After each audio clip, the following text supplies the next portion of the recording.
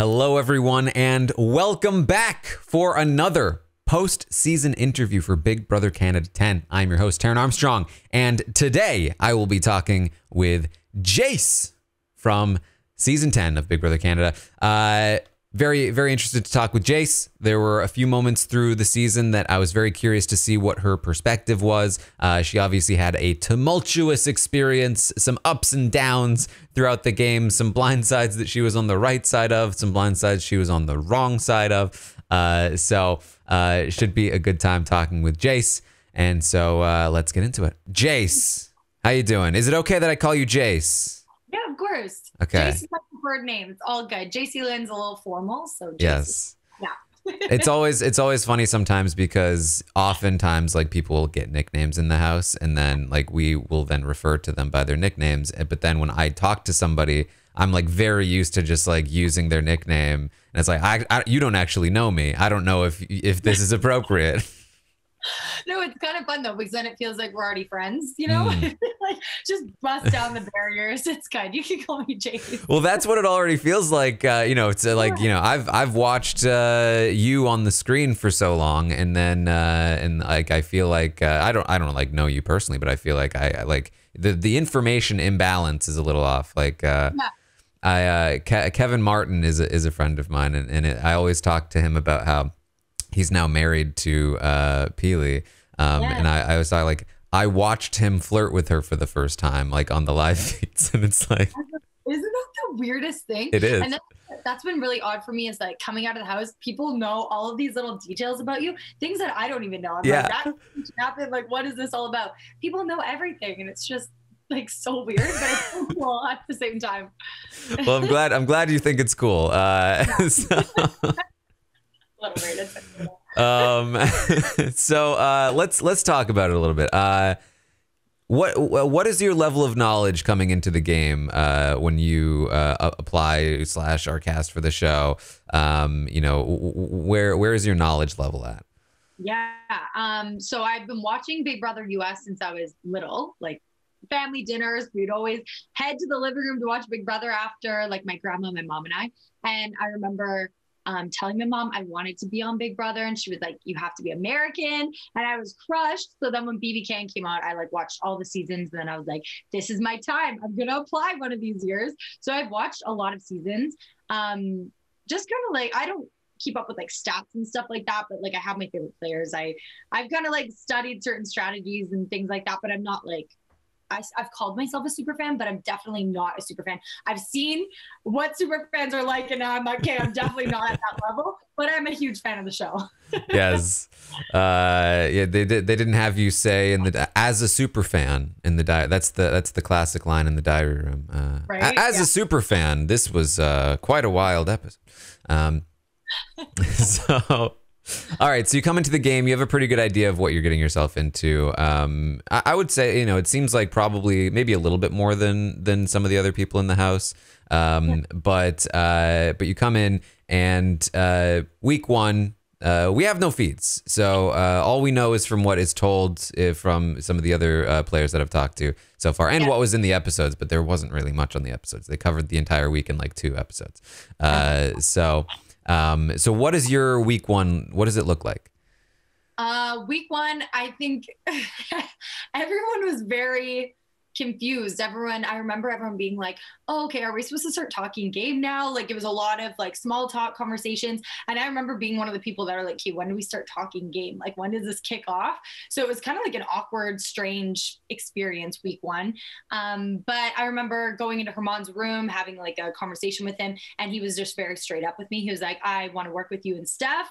And so I was like, cool, I'm going to be safe for the week. And I was totally fine with that. So that was kind of my week one. There was like maybe game chats with a few people like Steph, Helena, Gino, Summers, and Josh, obviously. But other than that, it was just kind of trying to navigate the whole experience. It wasn't until week 2 that I was really thrown into the game, I feel like. Yeah, well, so you get the honey bunch together. That is an alliance. Did it actually feel like an alliance in week 1? Because it felt like by week 2, it was named a bunch, it was name dropped a bunch, but never actually meant anything. Did it ever mean anything?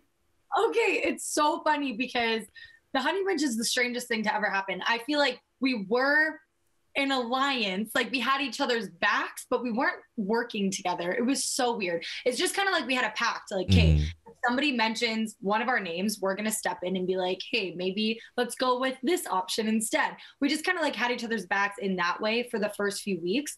But we were not talking game or really talking much at all. Like we're not, as far as an alliance goes, it was more just like a pact or like an understanding that we had each other's backs. That was pretty cool. Yeah. So you also are going to bond with Steph, and pretty quickly people start to look at you as kind of a duo. Like, how did that come about?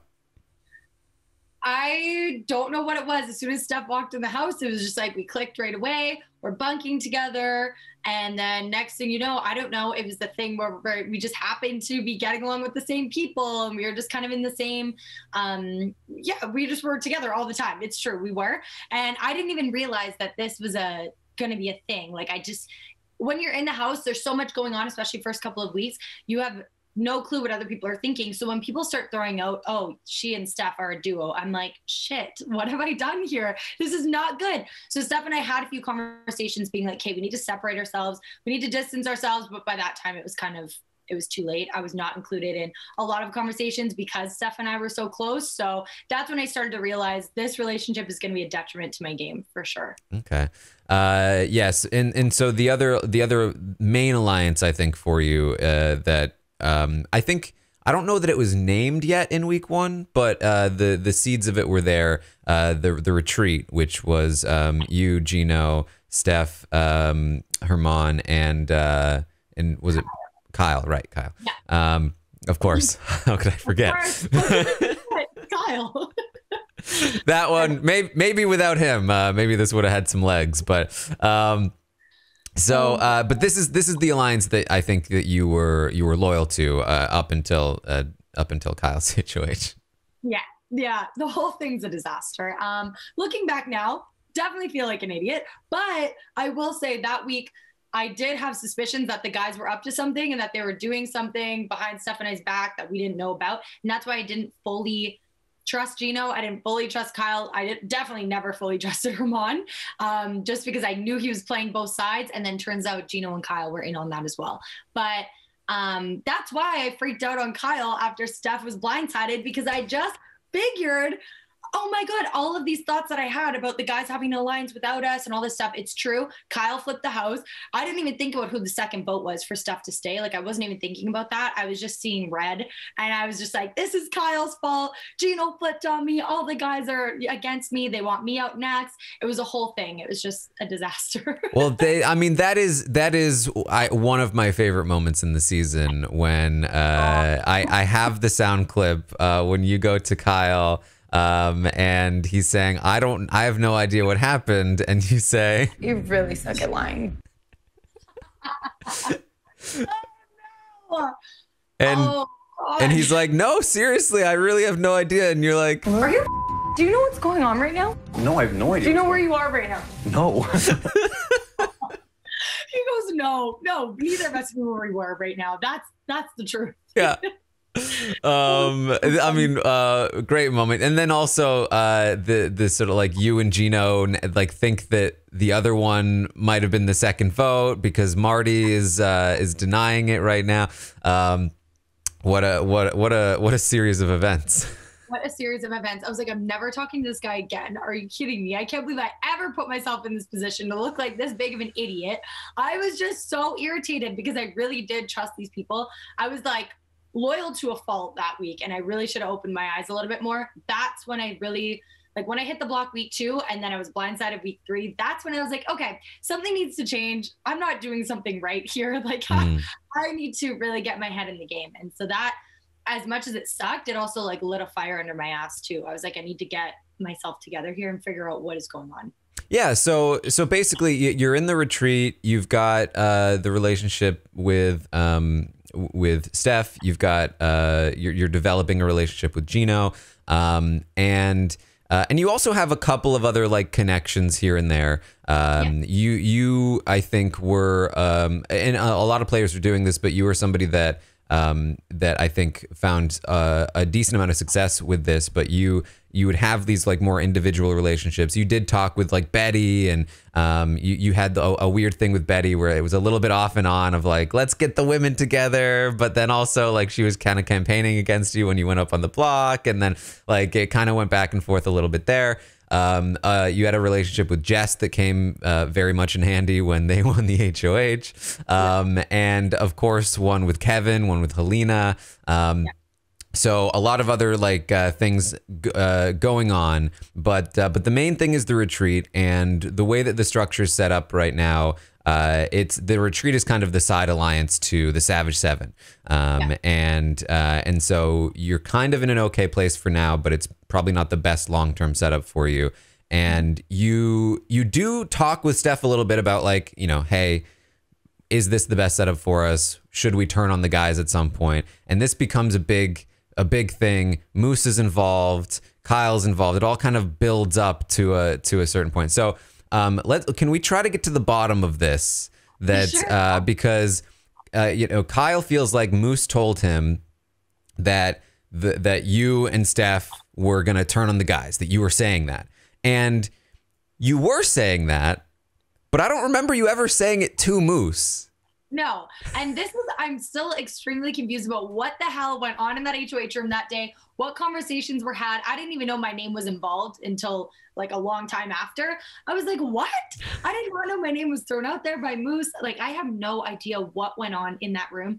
And I'm still confused. I really am. I would love to hear from Moose himself, but I don't remember saying that to Moose ever either. Like I didn't trust Moose because I knew he was playing the middle. And so I never would have said that. And I wouldn't have wanted Gino and Kyle and Herman to hear that I wanted to turn on them. So I never would have said it. I'm wondering if like Steph let something slip to Tanisha maybe, because I know they had a really good relationship. I'm confused with the whole thing myself. It was always a little bit confusing because because Moose also like had a conversation. I remember Moose having a conversation with the two of you. It might have been you and Steph. It might have actually been you and like Betty or something. But like he was like, hey, I've been hearing that there's that the women are getting together, and this was like right after you literally had a conversation about it. And and I'm sure you were like, oh my God, how does he know? And then he's like, I'm just kidding. I'm just made it up just to mess with you. And so like, I wonder if that like too, like he just kind of like suspected and then was because I remember him talking to Kyle about like, hey, I think they're going to do this. And maybe Kyle then took that as he's saying they said it. And then it happened to be true, which led to it being a little confusing. But I think that's maybe where it came from. Because Moose he's smart and he knows how to play people too. So if he had any type of speculation, he will stir the pot, that guy. That's one thing about him. So yeah, he could have just thrown it out and it might have just stuck because it was true. Like we were talking about doing it. So yeah, maybe it was just like one of those weird flukes, but yeah, he stirred it up. That's for sure. Well, as we know, Moose can give award-winning performances. Oh my gosh. What Moose is doing, this is an award-winning performance.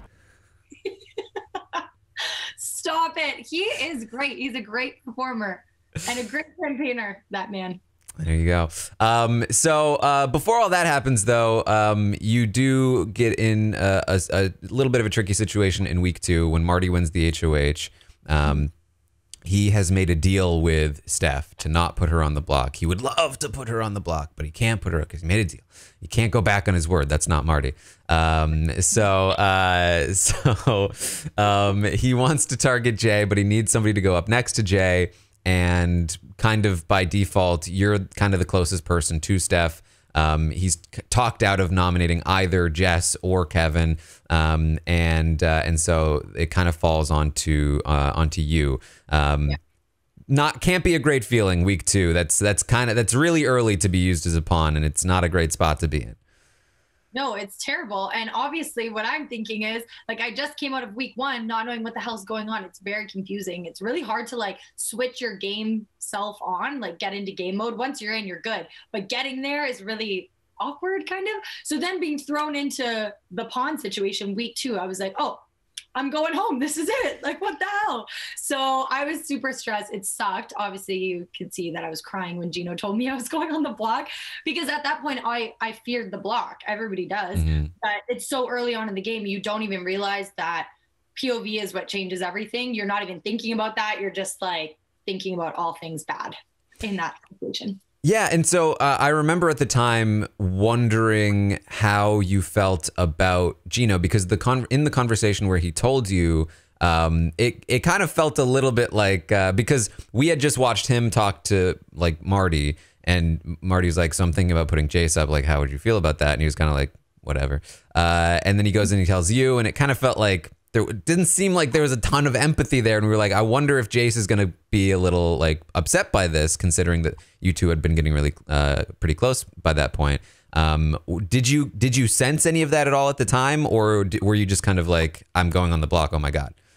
I don't even think I was really thinking about like Gino's empathy at that time. Yeah. Because I was so pissed that I was going on the block. I was like, what the hell? But then I was just thinking about, okay, like how can I use Gino's relationship with Marty to hopefully kind of like maybe change Marty's mind?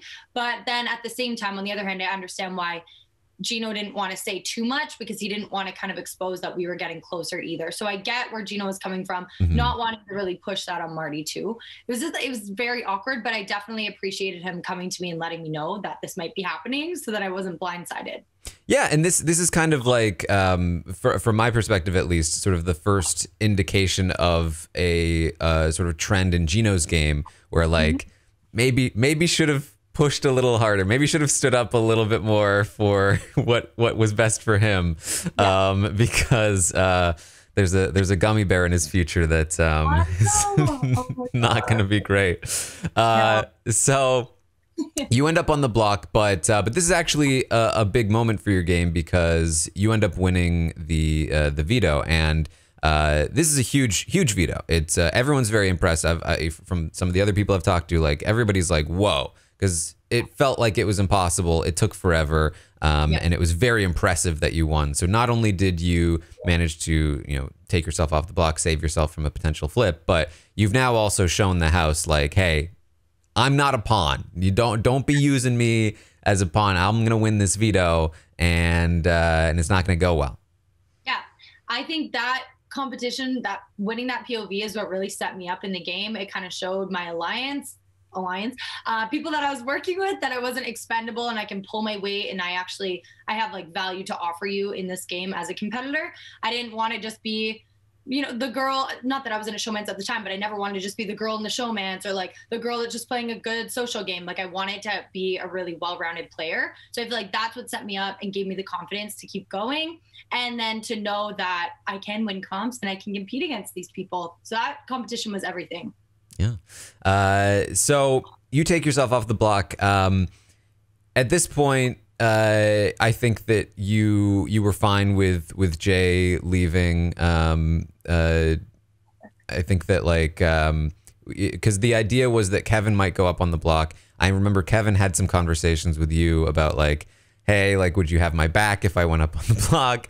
But he's gonna manage to keep himself off the block, and instead Betty goes up. And this is another opportunity for you to kind of like be like, hey, Betty, like, remember women, like, let's do this. And so the rest of the week is pretty easy, I think. Yeah. And I think the house made it pretty clear that Jay was going, like nobody wanted to go against Marty in that week. Everyone was not trying to rock the boat. Everyone's like, let's just do what the HOH wants. So week 2, we were all like, okay, we're just going to go with what Marty wants. Had to tell Jay we're sending them home.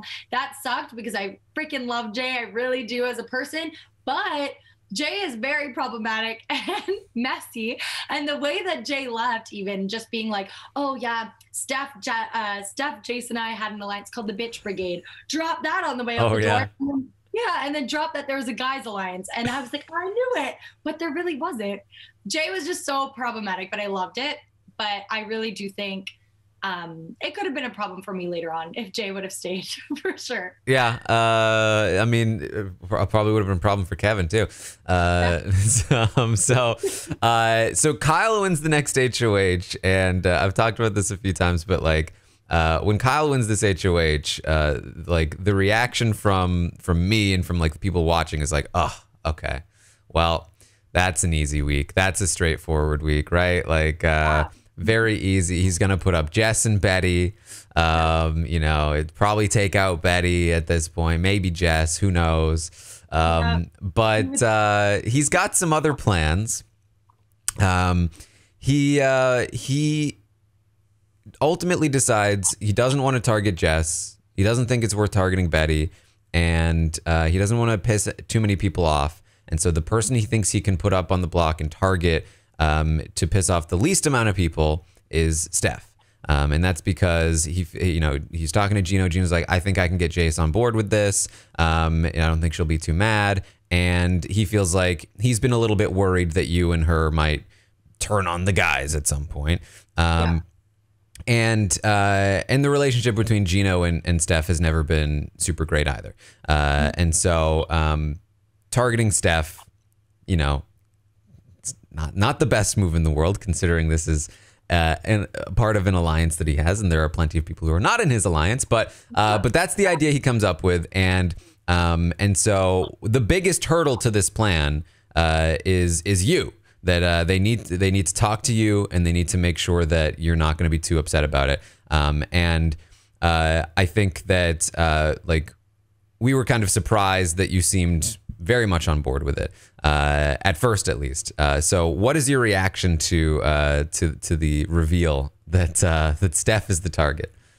I still remember Kyle pulling me into the HOH room, and I sat down, and he's like, so I'm going to tell you something. And I was like, oh my God, I'm going on the damn block. I was like, no. But then he was like, what if I put up Steph? And I was like, oh my God. I just remember being like, what is going on right now?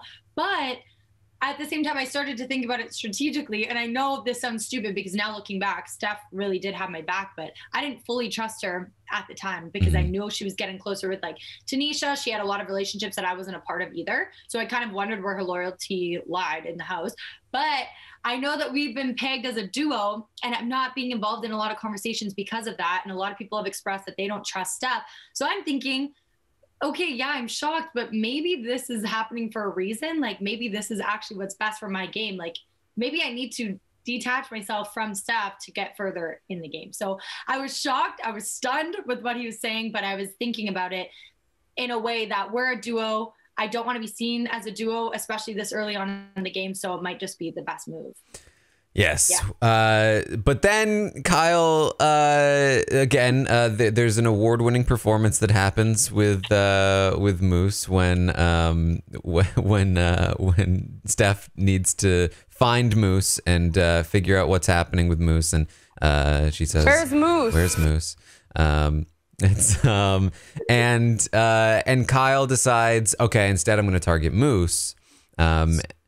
And he talks to you and Gino about like, okay, so I'm thinking I'm going to backdoor Moose, and maybe I don't even need to put Steph on the block. Maybe I could just put Moose on the block.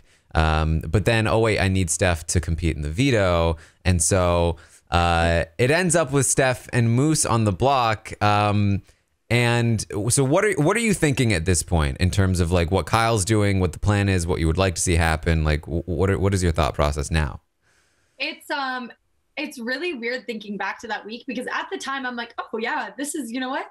We're doing well here. Everything's going to be okay. Kyle knows what's up. Like he's a big fan of the show. I'm like, he's got a strategy. He can't be dumb, but I was like, he can't just be like, getting all this blood on his hands for no reason. He has to have a bigger plan here. So I was like, you know what?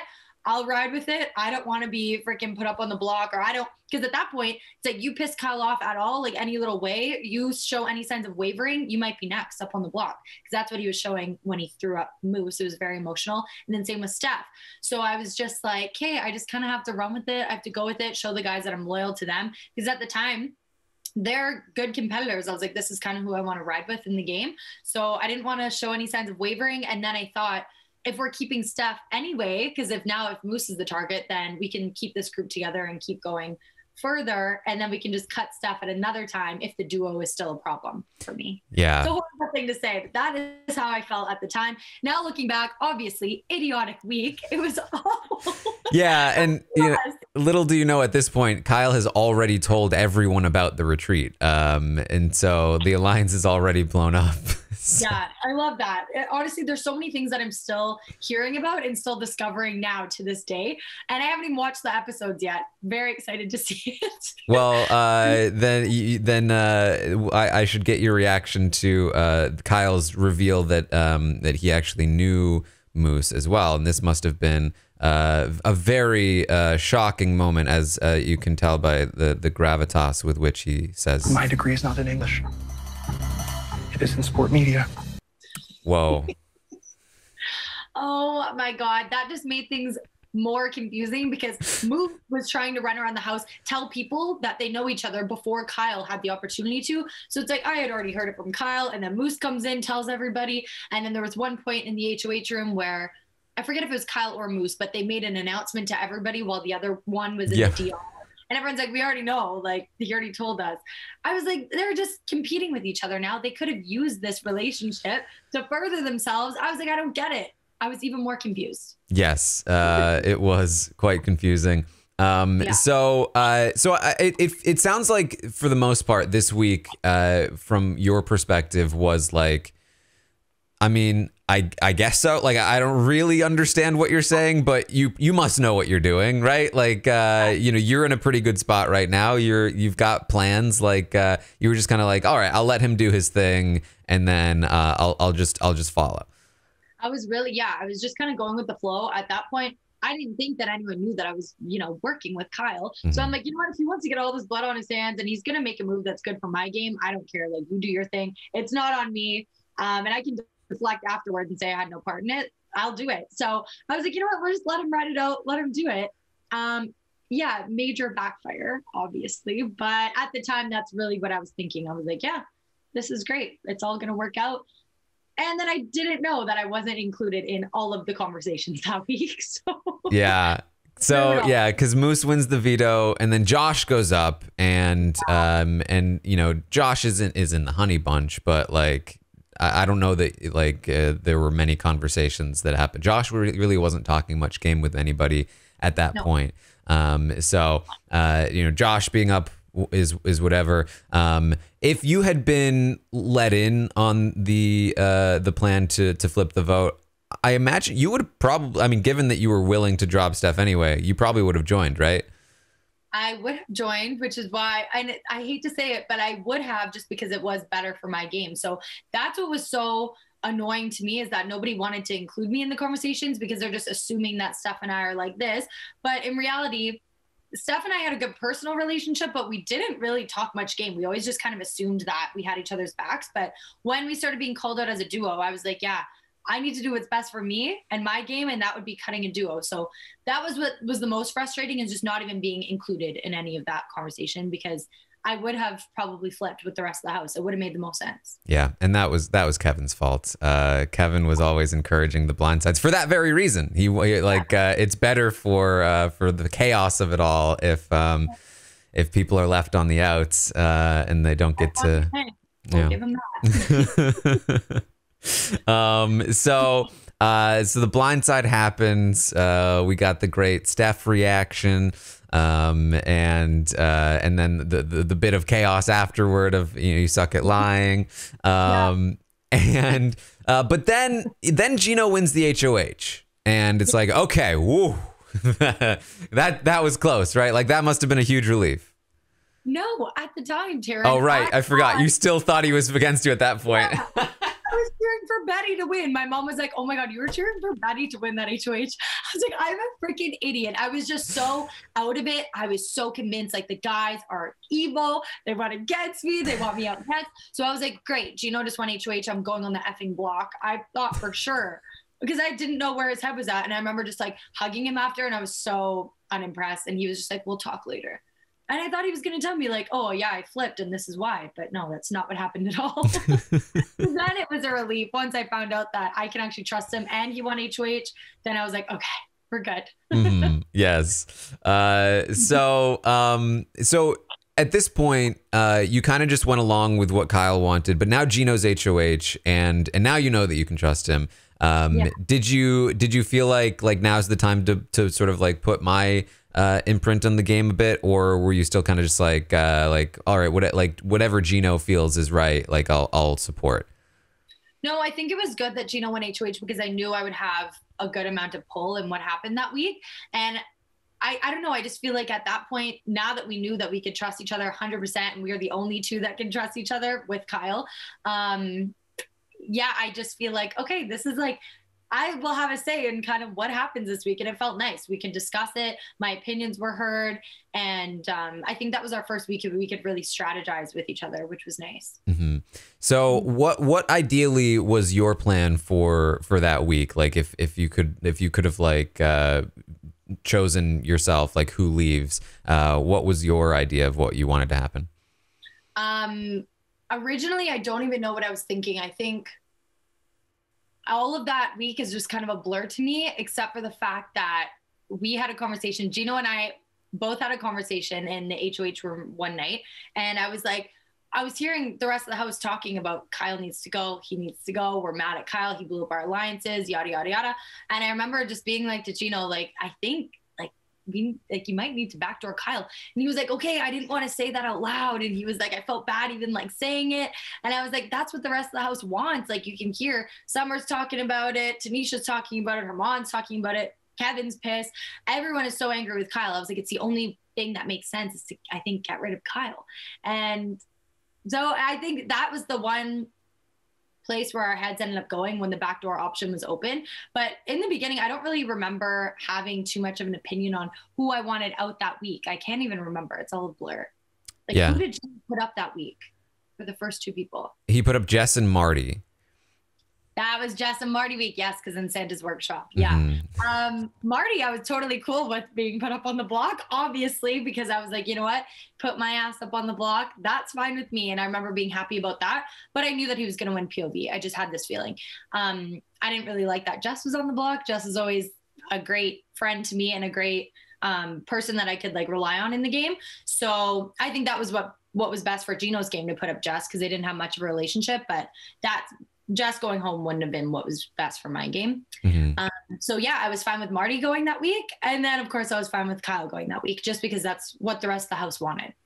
So who did you feel like once you're blindsided by basically the entire house, who did you feel most betrayed by, and who did you feel like, okay, like these are the people that I should start working on now? For some reason, I felt really betrayed by Helena. That's the one. Before then, like Steph, Helena and I had like a little, it wasn't a final three, but it was just like in a little alliance. We had each other's backs. Helena, the entire game, she's like, if I find out that you're playing me, if I find out that I can't trust you, yada, yada, yada. And we did have a really good relationship in the beginning of the game. So when she flipped, she told me it was like very last minute. It was like 2 minutes before the vote and she didn't have time to tell me whatever. She tries to blame her mom for it, right?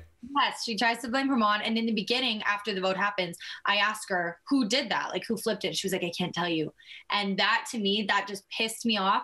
And I was like, I can't trust this girl. Like, I can't. And that's when the friction started between us a little. We, of course, kept being friends. We talked game. And she would always call me her final two or like her number one in the game. But I never fully trusted her after that. Okay, so Gino says I'm looking to backdoor Kyle, and that goes through. The rest of the week is pretty straightforward. Kyle ends up leaving, but there are some sort of like Kevin's starting to talk to you about like, hey, why don't we get like a group together? And you know, maybe we can include Helena. Maybe it could be like a 5-person thing. How are you feeling about that idea? I loved that idea. I think Kevin is a great gamer. I said it from day one. I was like, that is going to be the evil mastermind of the house. Like, he is going to be running this shit. I don't know if it was just the glasses. Don't know what it was. It was his whole vibe. And so I always kind of felt threatened by him because I knew he was up to no good. I really did. And so I was like, yeah, he wants to work with me. Let's do it. This is great. And so I was totally down. And then when Marty was included in that, I was like sick because Marty's a great competitor. Gino's a great competitor. I was like, Helena and Kevin are good. I feel like Kevin was a really good, great at strategy. And then Helena had a really good social game. So I was like, this is a sick group of people. If we can just work together and make this happen, I was totally down. Yeah. And so this idea is sort of like spun around a little bit. And that sort of leads into the Jess HOH where really, and Kevin talked about this when I talked to him, like Jess really should have put up Gino for having just put them up. But couple of things. One is that Kevin has a massive amount of influence on Jess's nominations, but then also I think part of what really helps sell it is that you have a great relationship with Jess, and so even though Gino doesn't really have a great relationship with Jess, it's a lot easier for Kevin to sell like you should nominate like Herman and Moose instead of Gino because Jess has that relationship with you. Yeah. So Kevin is also at this point proposing to Jess, like, why don't you make an alliance with Gino and Jayce and like basically try to include Jess in on this. Jess is a little bit reluctant. How would you have felt about like if Jess had really sort of like taken the reins and been like, look, I want a 6-person thing or whatever, 5-person thing, maybe excluding Helena. How would you have felt about that proposal at that time? I definitely would have taken it considering Jess was HOH that week. Mm-hmm. But also Jess is a beast, like such a great competitor. So I don't know, Kevin and I threw that around a couple of times. Like maybe we should include Jess in this. And I knew they were close. They had a really weird relationship, like a sibling relationship. I loved it. And then Kevin and I kind of had a relationship like that too. So did Jess and I. So it just made sense for us to work together almost. So I totally would have been down to work with Jess in that way. But I do think that Gino staying off the block was sweet because of the relationship that I have with Jess. Jess didn't want to piss me off. And Jess, I think, also wanted to kind of expand their relationships. And so including Gino in a possible alliance or showing trust or, you know, trying to prove that Jess wasn't going after Gino, I think that benefited their game too. For sure. It was a little bit last week and a little bit this week as well. Kevin is really laying it on thick about like, I love the showmans. Like I want to work with the showmans. And it seems like at this point it's working. Like you feel like Kevin loves us. Of course. Yeah. I was like, you know what? Something was off about it though. I was like, hey, Kevin is, that's the thing. If you oversell something to me, I'm like, you're suspicious. And Moose and Herman did the same thing. It was the overselling. And I'm like, what is up with you? So Kevin was definitely, he was selling, but sometimes a little too much. So I did believe him. I was like, oh, he freaking loves us. He wants a 3. He's calling it the triangle. We have all these things going on. And I was like, you know what? I know that Kevin is closer with me than he is with Gino at this point. Mm-hmm. I know they had their little relationship, their cutie cuddly thing, but I feel like Kevin and I had a lot of really deep conversations. He was like a big brother to me. So I did trust him to a certain extent. And at the same time, I think if it came down to it, he would have cut Gino over me. So I was okay with Kevin wanting to work with us too because of that. Yeah, actually, I don't know that this was even in the episodes, but it's this week Jess's HOH when Kevin proposes the crash test dummies to Josh and Helena, and the conversations that he has with Helena about it are basically, well, we're going to cut Josh at like 7 or something. Like we're not actually bringing Josh to the end. The person they were talking about potentially bringing to the end was you. They were thinking, well, let's bring Jayce to maybe Jayce is our final 3-person. And then of course they have that decision at the final 5. Oh my God, that's so frustrating to me that was their original thought. Why didn't they follow through? Frustrating. Yeah. So Herman wins the veto. Tanisha goes up, and this is when the 5 really sort of like gets, I guess, as solidified as it ever will be, because it's the 5 of you versus the other 4 votes, and it's gonna again a blindside orchestrated by Kevin. Like don't tell anybody. In fact, Herman comes close to flipping over. You and Gino are really trying to work on Herman and Josh, who both would have been votes to evict Tanisha. Josh did know and intentionally voted the other way. Herman, if he had known, would have been, I think, amenable to the idea. But Kevin really wants it to be the split, right? To help solidify. The biggest danger to Kevin's game for a long time here is Herman and the idea that Herman might link up with you and Gino, because that's when things get really difficult. So keeping you separate is important. How are you feeling at this point with Herman and you know, trying to pull him in? Herman is somebody that Gino and I talked about working with for a while in the game. We went back and forth a lot. I really, truly wanted to work with this guy. I really did. But I could never fully trust him because he had such close relationships with people in the house that I wasn't working with game-wise. And so, yeah, I just felt like he was riding the middle. And after Tough Sledding, the HOH comp, when he threw his body right off the end, I was like, this man doesn't want to win HOH because he doesn't want power, because he's going to have to show his cards. And that just shows me that he's playing both sides. It's just so clear. So I could never fully trust him after that comp, to be honest. Well, yeah. And well, it's at this point that he actually, like, he is feeling like, you know what?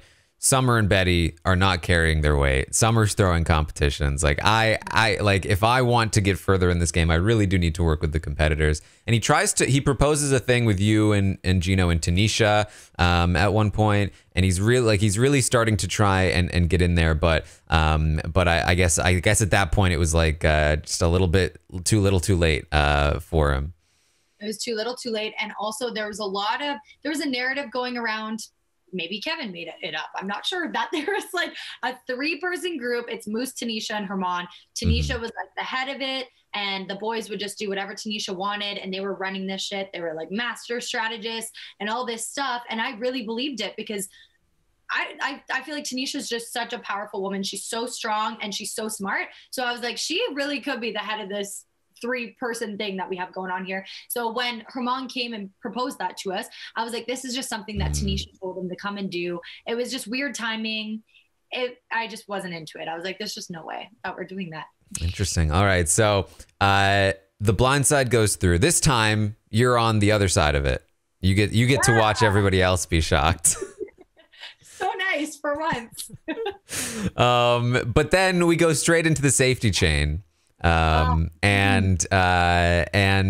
this is not great. Now, in some ways it actually works out, or could have, because it kind of like, you know, Kevin's plan to sort of like get the split house and sort of like get this 5 locked in place is thrown off a bit here because of a failed coup attempt, essentially. So Moose wins the prime safety. He passes it down. It comes down to, first it goes to Kevin, and I know you are expecting Kevin, I imagine, to go to you at this point. Straight in his eyes. I'm like, I'm right here. I remember we made eye contact and he immediately looked away. I was like, oh my God, this guy. I was like, right here. And no, picks freaking Marty. Yes, picks Marty, knowing that Marty will then pick Helena, which I think was also a bit of a shock that he wouldn't pick Gino, or I mean, I would imagine you expect Marty would pick Gino, not you, but even that again is probably like, whoa. Yep, there was a lot of I was like, what exactly is going on here? Because we had the 5 working together, but then that just showed me that Gino and I are like at the bottom of the whole thing that day. That's really what I felt. Everyone's like, oh, we just picked you because we wanted you to compete. Ridiculous. I was like, I don't believe it for one second. So that just really showed me Gino and I can only trust each other. We can only count on each other, and we're at the bottom of the pecking order in the whole thing. Yeah. And so you end up having to compete against Jess and Gino. Have you watched this competition? Because I don't even know if you guys saw how close it was. I haven't gotten to see. Gino said that he was very close, and I heard that Jess was very close in the beginning as well until they put a white ball in. Right? Yeah, Jess was basically like going to win, except one white ball snuck in, and they had to restart the whole thing. It was very close, but you pull this out, and another big win for you. And now it's Gino and Jess on the block, and there's an attempt here at Gino's life. I know, these people are wild, man. Like, what is going on? So do you know the full events of what transpired here? I've heard certain things. I've seen a few clips now. Herman has posted like on his story. I've seen a couple things, but I haven't gotten to watch the show yet. But I saw that it was Kevin. He was in there being like, let's do this. Such a little snake, but I love him, honestly. Good for him. It's very funny watching the episode, the big thing about like who was giving the thumbs up, and then you see Kevin like doing it. So yeah, Kevin tries to flip Marty by himself initially, and Marty's like, I don't know, and he's like, I don't know if I can get Marty. But then Josh and Betty are also thinking about it. They approach Kevin, and Kevin's like, okay, with Josh and Betty, I can flip Marty. So they grab Marty. Helena comes in, and they're like, let's do this. They have the votes, but then the time gets called. And so it's like, are we doing this? Like, yes. And the plan is in place. They're going to do it. So what happened? Why didn't they do it? That's what I'm confused about. And that's what I haven't been able to see yet, is why they all didn't do it. Okay, this is great then. So they're sitting on the couches. Kevin, Josh, and Betty are sitting on the couch over here. And on the other side, Marty and Helena are sitting on the other couch. And Betty is watching Marty, who looks like he's about to have a panic attack. He looks like he's very upset. And she's like, oh my God, Marty's not going to go through with it. Right? Okay. We only have 5 votes. We need every vote. If Marty doesn't do it, it won't go through, and then we'll all be in trouble. So Betty calls it off with Kevin and Josh sitting next to her. Helena and Marty don't know. They still think it's on, and they vote Gino out. No. Yeah. Are you kidding me? So Helena made it seem like, yeah, I just threw the rogue vote in there, searched it up. She didn't know either. Yeah. Are you kidding? Oh my God, that's hilarious. That is so entertaining. So really, Marty screwed Gino over because he voted to evict him, but Gino actually would have been evicted had Marty not looked so stressed. Yes. So Marty actually did help Gino. In a way. Oh And so God, then from Marty's perspective, he feels like the whole thing was a setup, that he was tricked into that's what he was being genuine. Like I was tricked into betraying Gino for the 3rd time, or whatever it was. My God. That's so sad. Poor Marty.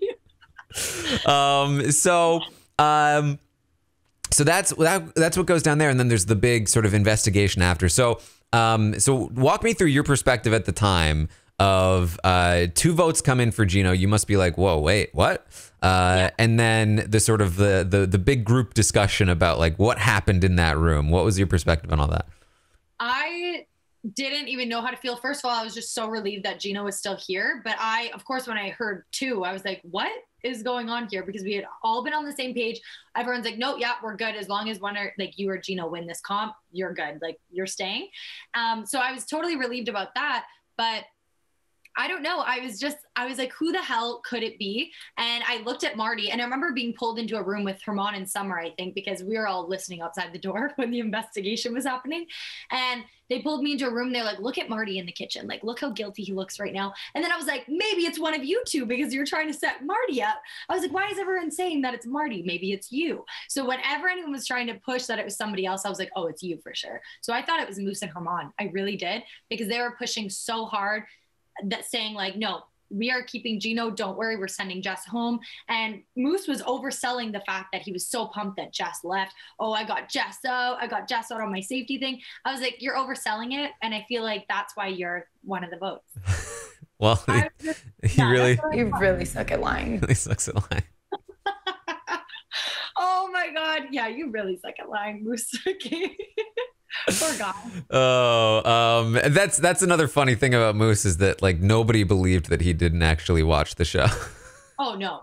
I was like, oh, he's a super fan for sure. That's the thing in that house. You're so paranoid. Somebody tells you, if anybody pushes something too hard, you think the exact opposite. You're like, you are such a liar. You're a bad liar. That's where it comes from. There it is.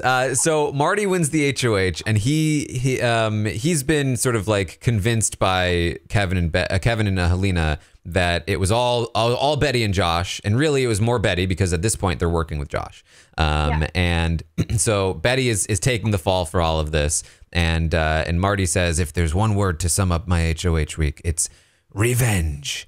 He's gonna get revenge against Betty for tricking him into turning on Gino. So that's the plan. He puts up Betty and Josh. This is great for you and Gino. It's not you. And Herman is still trying to work with you. And if Betty or Josh leave, you can work with Herman. You've still got the 5, and you're in a pretty good spot here. So you must be feeling pretty good. Yeah, and at that point too, we were thinking if we can separate Josh from Betty, because they were obviously getting very close at the time. Like if we can like separate that and keep Josh, so then pull him in a little bit more, maybe we can rekindle something, bring the honey bunch back. We had a lot of thoughts about that, but I knew that we had to separate Betty from Josh. Yes, but things go a little awry when Gino misspells nominees. Yes, we love to see it. I was like, you know what? It's okay because English is your second yes. language. Okay. But I was like, dude, you were so close. And I could not believe how quickly he solved that puzzle. I was like, he's supposed to be like a physical comp beast, and this guy's out here winning trivia. He's doing puzzles. Yeah, most of his comp wins were non-physical comps, right? Yeah, I know. I laugh about that with him all the time. I'm like, yeah, you're the trivia king. Good for you. I don't think you expected that. I mean, that's what makes the physical competitors so dangerous in the game, is that they can also win the non-physical comps, and then when a physical comp comes, like they're a lock. Like you can't beat them. So so Kevin wins the veto, and this is when things get a little tricky because he really has been pushing to get Herman out for a while, and even though Marty's in his HOH room talking to the cameras like, I will never put Herman on the block. Gino's later when he says that. I'll never put Herman on the block. It's gonna be Betty.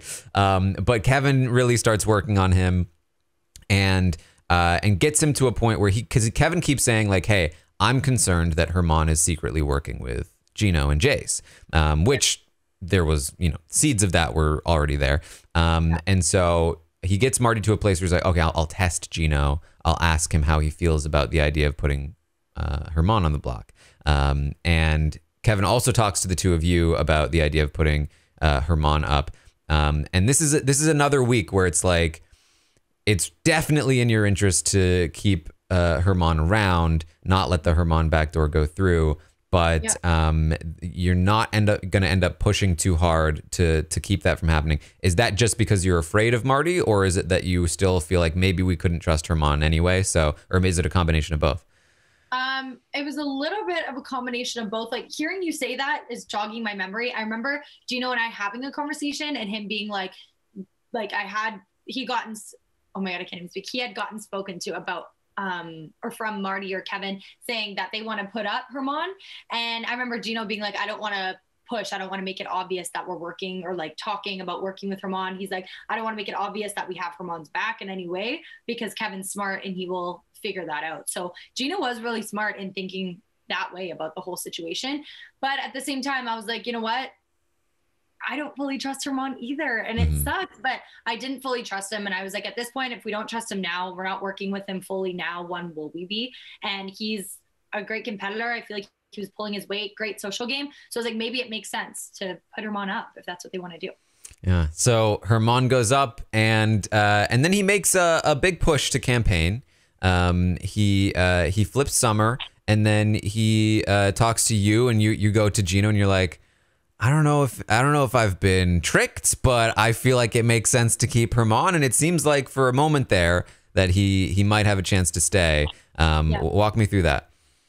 I just remember Herman pitching to me and I was beside myself. I was like, wow, you were making such great points. I was fired up. And he was really getting me excited. He was like, you know what? No, I'm loyal to you. You're who I want to ride with in this game. Like, I want to work with competitors. I'm done with these people for this reason. Like, he was throwing out everything that I wanted to hear. And I loved to hear it. I was like, you know what? I do, like, Herman and I had a really good personal relationship as well. So I was like, if he actually can prove that he's loyal to me in this game, I think we could work together. We can make this happen. But then when I spoke to Gino, I was like, hey, am I just crazy? Am I being swindled right now? What's going on? I need to decompress from this conversation and just kind of like debrief. And Gino was like, Jace, he's a car salesman. And I was like, shit. I was like, I have been sold. This man has sold me. He knows exactly how to speak to me. And he did such a great job. So then I started retracting a little bit right after that. I was like, okay, maybe I need to think a little bit more into the things he was saying and not get so fired up about it. But Gino and I did say we were going to think about what he said, think about whether or not it's best for our game. But we ended up going with the 5, sticking with them. Yes, and also Betty's going to approach you about an alliance with Josh. Yes, the alliance, yeah. And even though Josh no shows on the initial meeting, I was like, is he confused? Like, we were so lost. I was like, what is going on here? He's not coming to the meetings. We've scheduled meetings. He's not showing up. I'm like, Josh, I'm gonna have my coffee in Expedia, and he'd be like, okay, I'm just gonna make pancakes, and I'm like, Josh, I'm trying to get you an Expedia here, man. Like, he just wasn't picking up on it. But now I have a feeling that maybe that was intentional. Yeah, Josh was in the Zoom meeting with just like his profile picture up. You're like, are you even there? Yeah, exactly. Like, that's exactly it. Like, are you listening? Are you talking? What's going on? Yeah. But at this point, like, it's feeling like you feel like you're in a pretty good spot, right? And this is where it's like you've got Josh and Betty on one side. You still got Kevin and Helena pestering you for an alliance, and you obviously they're also in the 5. You've got Marty, who is like, I will never betray Gino, and that really just leaves Summer and Moose once Herman leaves, which is why when Gino wins the HOH, Summer and Moose go on the block with the plan initially to backdoor Marty. And this is definitely a pivotal week here.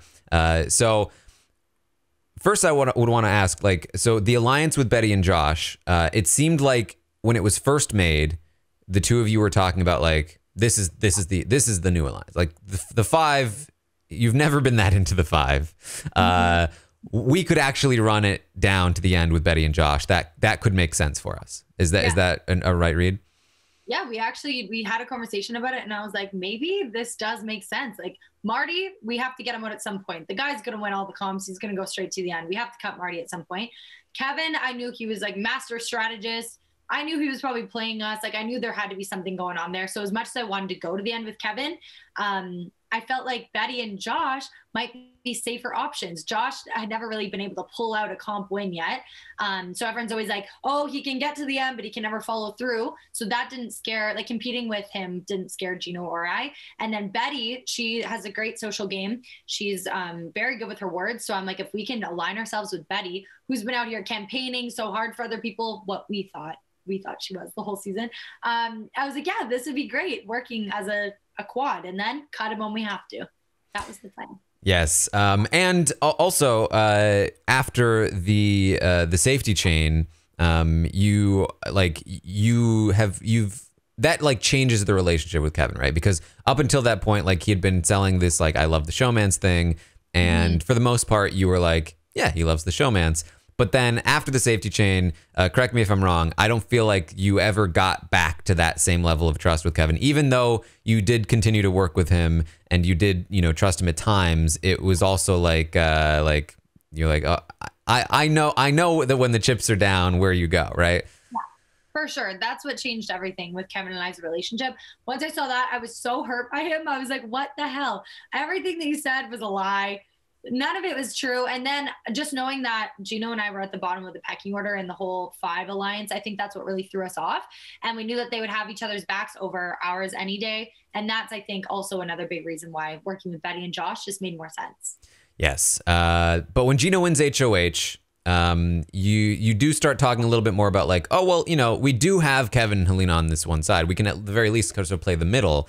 And you don't end up telling Kevin and Helena about the plan to backdoor Marty because you're worried that they're too close to Marty, right? Yes. Yeah, that was the initial fear. And you also sort of like trap Helena in a conversation, asking her about final 2s, because that she has a final 2 with Marty because Marty tells everybody, and she's going to deny it, which is only going to further proof to you that like she's trying to play you. Yeah. As soon as I brought up that conversation, she told me, no, I don't have a final 2 with him. I was like, okay, She is up to no good, this girl. She cannot be trusted. So her, to me, she was just like a number kind of in the game at that point. I was no longer, I wasn't trusting her at all at that point as an ally. But Josh, who is aware of the plan to backdoor Marty, he says this in the episode. So I'm spilling the tea to Kevin. He's going to spill the tea to Kevin. Joshua! Oh my God, these people. Including the fact that you have an alliance with him and Betty. So now Kevin knows that there's an alliance there, and he knows that there's a plan to backdoor Marty.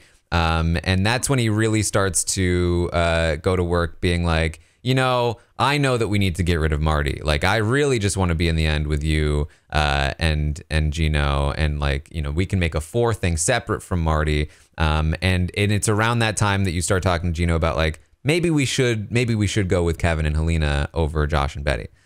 Oh my God. Just knowing that Josh is who leaked that information, I had no idea. And Betty and I had so many conversations being like, she's like, well, you obviously told someone. And I'm like, you obviously told someone. And it was freaking Josh. Oh my God, that's hilarious.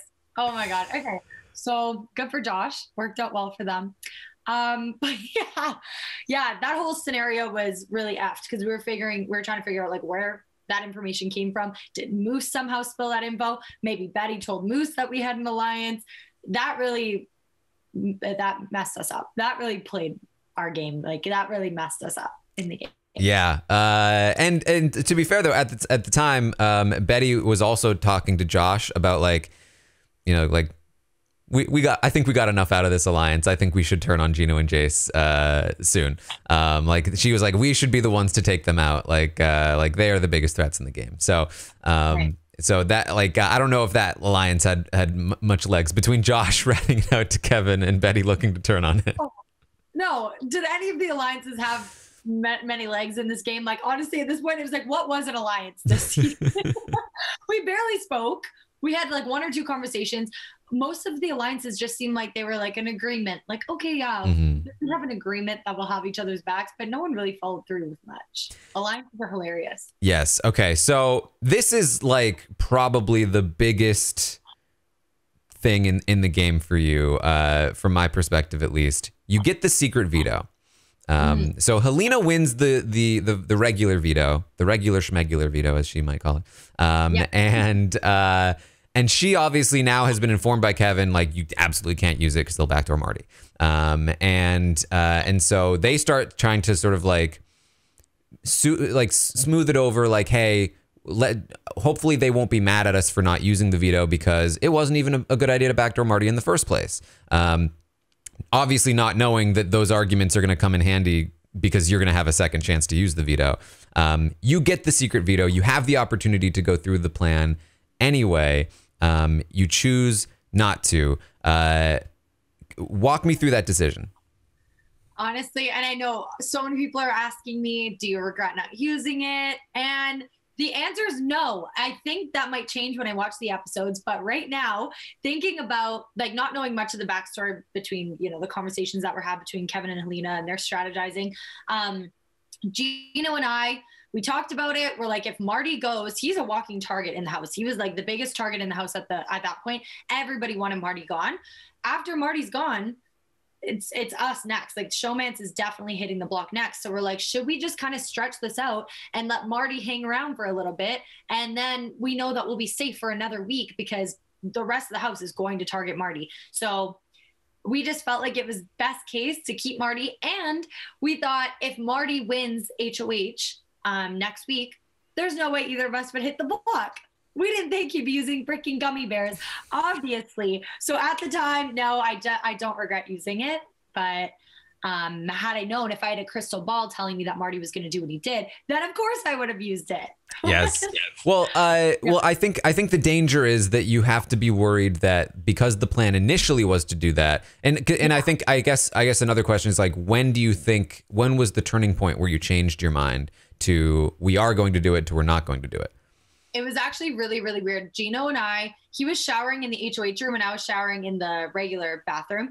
And I remember I was just like in the shower and I had this thought. I was like, I don't think we should be getting rid of Marty. It doesn't make sense. The entire house wants this guy out. Like, everybody's talking about how much they don't like Marty. They need him out. They don't trust him. He's a comp beast. So I'm like, okay, we could use that to our benefit here. Why don't we use him as a shield? Why would we get him out when we can just continue to kind of string him along, use him to block us? And the longer that Marty's here, the longer that we'll probably have protection, because he's strong, he'll win comps, keep us safe, and the rest of the house wants him out. It was like a win-win-win. So I remember walking my ass down to the HOH room after my shower. Gino just got out of the shower, and we were both like, what if we don't send Marty home? Like, what if that's not what we want to do? It was so weird because we had this realization at the same time, and we had this whole conversation, and we're like, yeah, maybe it doesn't make sense to send him. Were you worried that the plan, because it was out to almost everybody in the house, that it would get back to him, that you had originally intended to do that? It was actually a good thing, because I remember Gino and I had a conversation. He was like, okay, we're going to tell Marty that we're telling the rest of the house that we want him to be backdoored, when really that's not the plan at all, Marty. Don't worry. We're just telling everybody else that because that's what they want to hear. And so it was actually good. Gino was feeding that information to Marty, being like, just so you know, I told so-and-so that we need you out this week, but it's not true. So actually it worked out. Like, we had that plan going along because we didn't want to piss Marty off before it happened. And it worked out to our benefit when we didn't end up doing it, because then he thought that that was never the plan to begin with, and we were just playing everybody else. Yes, and then when Marty wins HOH, you're able to use the fact that you had the secret veto and didn't use it as proof that you never intended to use it, right?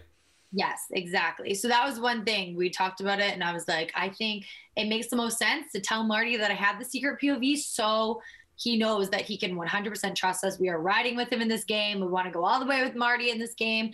And yeah, I was able to use that as like an olive branch, extending an olive branch to him. Yes. Were you concerned though, because you guys end up taking Moose out, and he tells you The moose curse is upon you. Were you worried?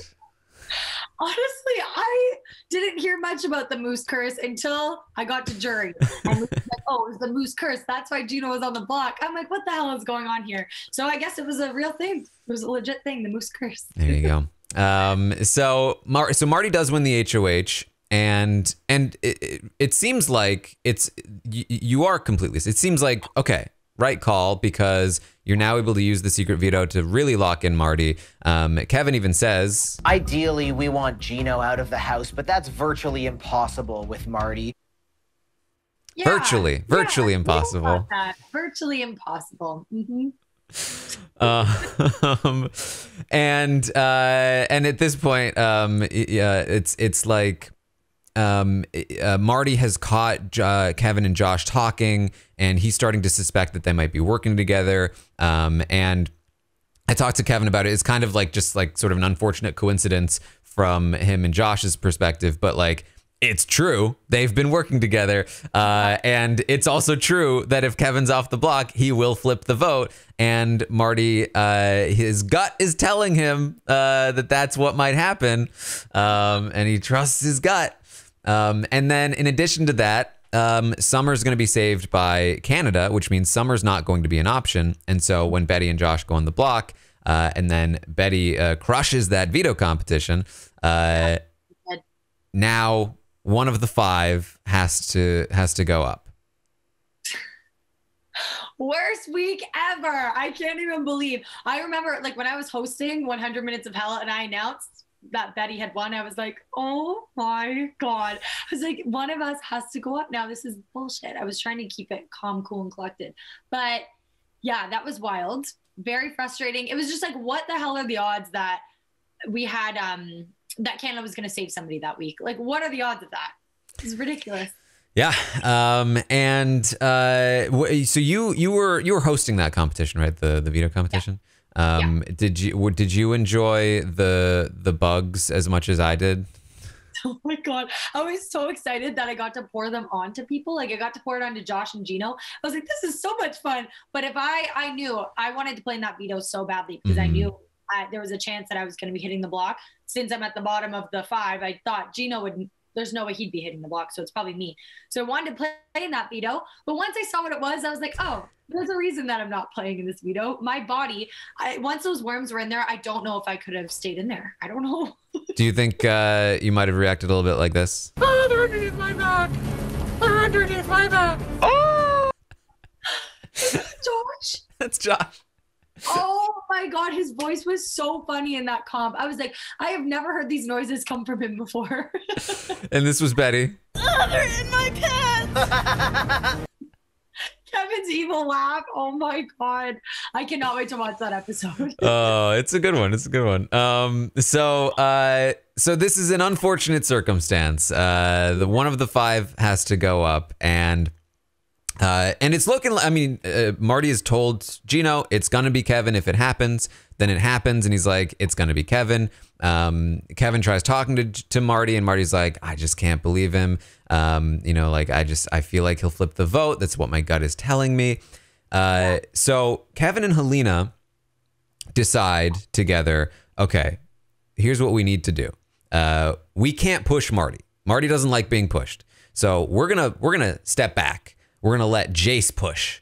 And then we're going to use that against her to make it seem like, why does Jayce want Kevin on the block so much? Is she trying to flip the vote on Kevin? Is she trying to get Kevin out? And so they really start playing up that angle to Marty, and he starts getting concerned that you might want Kevin out because you're having conversations like you said you're going to put up Kevin, right? Like you're still going to put up Kevin. God. I wondered where that thought came from with Marty. Like, I wondered why he was like, oh, I have feelings that you're going to flip too. I'm like, dude, why would I flip? It makes no sense for me to flip. I've shown to you that I'm like so loyal to you in this game. It made no sense. So now I get it. I understand. Oh my God. That's so annoying to me. It just, the fact, like, I knew in my gut, Kevin is going to flip. Like, there's no effing way this guy's not going to flip if he's not on the block. I was like, Marty, if you want to make this move, Kevin has to be sitting there. He has to be. So that was so frustrating to me when he just, it got through to him, and he was so set on Kevin. He was like, don't worry, Jacey-Lynne, like, I got this. So yeah, you could imagine how surprised I was that morning when he was like, come to my room and we're going to do this with gummy bears. Yeah. Yeah, I mean, he really was. He was very much like set on it. It's got to be Kevin. And then even like Kevin then has the Marsh of the Moose task to convince everyone that he's self-evicting. And his conversation with Marty is very funny because he's telling Marty that he's gonna quit, and Marty's like, I'm not gonna let you. And he stands in front of the door, stopping Kevin from leaving. Kevin's like, okay, I'll sit back down, and he gets Marty to sit back, and then he runs out the door. No way. Oh my God, my brain instantly, like when Kevin came down with his bag and he's like, Jayce, I need to talk to you. I was like, oh my God, he caught me talking shit about him or something. But then I was like, okay, it wouldn't be that dramatic. He wouldn't bring his bag down. So then when he was telling me like, oh, this is why I need to go, blah, blah, blah, I instantly was like, this is his ploy. He's going to put on this act so that Marty will feel bad because Marty's so emotional. He'll try to, it'll influence Marty to put me on the block instead of him. That's instantly what I thought. Didn't even think that it'd be a Marsh of the Moose challenge. I was like, Kevin is putting on a performance so he doesn't hit the block. Well, it doesn't work out too well for him because after he runs out of the room, Marty goes to the cameras. He said, well, that made my decision even easier. Like definitely gonna be Kevin. And you can imagine from our perspective too, because then the feeds go down for the party. We don't have the feeds for the rest of the night. The feeds open up the next morning with Marty and the gummy bear proposal. So we had the same perspective as you, basically. Like it was supposed to be Kevin, and then all of a sudden there's gummy bears. But we see in the episodes, Kevin has one more conversation with Marty that night. And he swears on his marriage that he will never flip. Marty is an emotional guy, and we've really bonded over being the only 2 married men in this house. The only issue is that I'm not actually married. This guy, honestly, I have to give it to him. This is why he won. Yeah. Yeah. Swears on his marriage. It's not going to be him that flips. Marty comes up with the gummy bear idea. Walk me through what that morning was like for you. So I haven't even had coffee yet that morning. It's like, well, we don't know what time it is, but it feels early.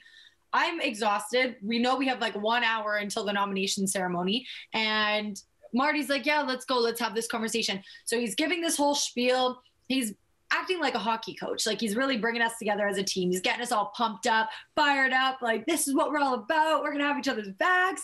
Like, this is what a team does. And I'm like, this man is on my last damn nerve. I was like, just get to the point. Just tell us who's going up. And at this point, I'm like, oh, it's going to be me, because he's doing this whole speech and he's getting all like riled up about it. And I'm like, he wouldn't get so passionate if it was just going to be Kevin, because that was the obvious decision. When he brings out the gummy bears, I'm like, is he out of control? But at the same time, because I was so convinced that it was going to be me on the block, I was like, that's great. I have a 1 in 3 chance of going up instead of like 100%. Yep. But as Gino to throw in a gummy bear, I am beside myself. I cannot believe what's going on. And I'm like, you know what? The odds are, though, that Gino gets it are very slim too. I'm like, what are the odds of that? Yeah, it's... I can't. The whole thing was so messed up. It really was. What are the odds that he picked that freaking gummy bear? Like, about 25%. Yeah, about 25%. Yeah. Yeah. Unlike what Kevin said in the game. Okay, right. So when Kevin was saying that made no sense to me, because I was like, no, there was still 4 gummy bears in the pot. Yes. He has been told that it was bad math. Yeah. So was he legit? He was legit about that math. He really thought it was that math in the house. He wasn't making that up, but he was wrong, and he was like, I love math now. That was so exciting. I was like, sorry, Kevin, math is not that exciting. Alina was trying to explain it too, and I'm like, I just don't think that's how it works. I was like, there's 4 gummy bears, and we each went in blind. I was like, I think it's still the same. Yeah. Did it cross your mind when Gino was like, sure, to be like, no? It's like, honestly, no. People keep asking me that, and at the time, I don't know what I was thinking. I was so out of it. I couldn't believe that this was happening. First of all, I was exhausted, and I just thought, like, okay, maybe if everybody is so invested into the 5 because they keep pushing that narrative, like Kevin, for sure, he's like, we are solid to the 5, we have to stay solid, yada yada yada. I was like, okay, if Gino is deciding to put the gummy bear in, then I guess that's what he's gonna do. He's showing that he's loyal to the 5, and I get why he did it. So, I mean, it just sucks that he's the one that had to pick the red one. If he would have thrown it in and then like Helena got it or Kevin got it, I'd be like, oh yeah, this is great. And the sad part is I think we would have still been loyal to the 5. Mm-hmm. I think we would have. Yeah. So we're loyal to a fault. You even did a photo shoot after everyone. Oh yeah, that's so cute. The 5. You were clearly so the gummy bears come out. Kevin can barely contain his glee. As soon as Gino picks it, he's like, oh man, and he gives him a big kiss. He's like, you're good. Of course, in the diary room, he's saying, I have no problem backstabbing, manipulating, lying to your face. That's kind of the whole reason that I'm here. yeah. Okay, you say, yeah, for sure. And you're doing the 5 thing, and you're like, I swear to God, if you guys turn on Gino, I'm gonna be kicked out of this house because I'm gonna punch you in the face. You know what? I shouldn't have said it. I really shouldn't have said it, and I did regret saying it later. Yeah. But I was just I don't even know. I had so many emotions going on, and I was like, if these freaking people, like, if he goes out on a red gummy bear because these people are acting like lunatics, I am going to be pissed. And that's all that could come to my mind. It was just, I said it. I said what I said. Yeah. I mean, you knew this would happen though, right? The second that Gino told you that what Marty told him. Say, kick your feet up. We're done. We're doomed. Yeah, honestly, and I was kind of kidding about it too in the pantry. I was like, oh yeah, you're done. But yeah, no, the kick your feet up curse, that's a curse that's legit, okay? If he tells you to kick your feet up, you're hitting the block, you're done. Mm-hmm. Yeah. So for the rest of the week, Kevin again is going to be like, Helena, you can't tell him. It's got to be a blindside. But Helena does kind of let it slip a little bit. She says, well, look, if Kevin goes that way, I'm going to have to also go that way. And you're like, excuse me? Yeah, she tries to, I think that's when she was starting to think for herself a little bit. And she was like, you know what, if this happens, Jayce is going to be pissed at Kevin more than me if I tell her that I had to do it because Kevin made me, kind of thing. Yeah. Yes. How effective is that though? Because ultimately, obviously, you're going to come out of the game feeling more upset, I think, with Helena than Kevin. Definitely, yeah. Kevin was not running around being like, "You're my number one in this game. Let's have a final two. I love you." Yeah, like Helena was. Helena just like, and it's the fact that she just kept pushing. If I find out outside of this house that you are playing me, we will not be friends outside of here. She would say that shit to me all the time. So I was like, okay, like this girl, there has to be some truth to what she's saying, or else this is just straight up evil. So yeah, you can imagine when I was blindsided like that, it was all of my anger, all of my emotions were channeled at Helena, not Kevin, even though some of it should have been. But I expected that behavior from Kevin, and I didn't from Helena. And it also kind of felt like, you know, when she says like, "Oh well, if Kevin does this," it felt like the implication there is blame Kevin, but it also is like Kevin's kind of making the decisions. Definitely. That's exactly what I thought too. It was like, okay, well, clearly, because I knew they're a duo. Obviously, it was very obvious. They vote together all the time. They're together all the time. They're studying together. It was starting to become very obvious as the game went on. So yeah, when she said that, it's like, okay, maybe Kevin is the one that's kind of pulling the strings, and she's just going with it because she knows he's smart and she knows that he's going to further her in the game.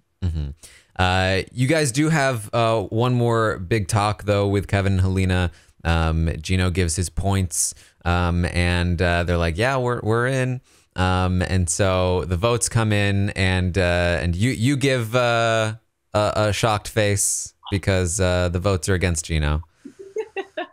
Yes, the shocked face. There's lots of those this season, unfortunately. Yeah, it's like, it was weird because I don't know, the way that Gino and I were kind of talking to each other before it happened, it's like we knew he was going to go, but neither of us wanted to say it out loud. But I feel like we both knew in our gut that it was probably going to happen. So it sucked. Yeah. So before that, though, there was a conversation that you had with Betty where you were like, "Look, Gino's on the block, Josh is on the block, both of our number ones." And you guys talked about potentially working together after the vote. You told Gino, like, "I don't really trust Betty." And you ended up kind of telling Kevin about it too.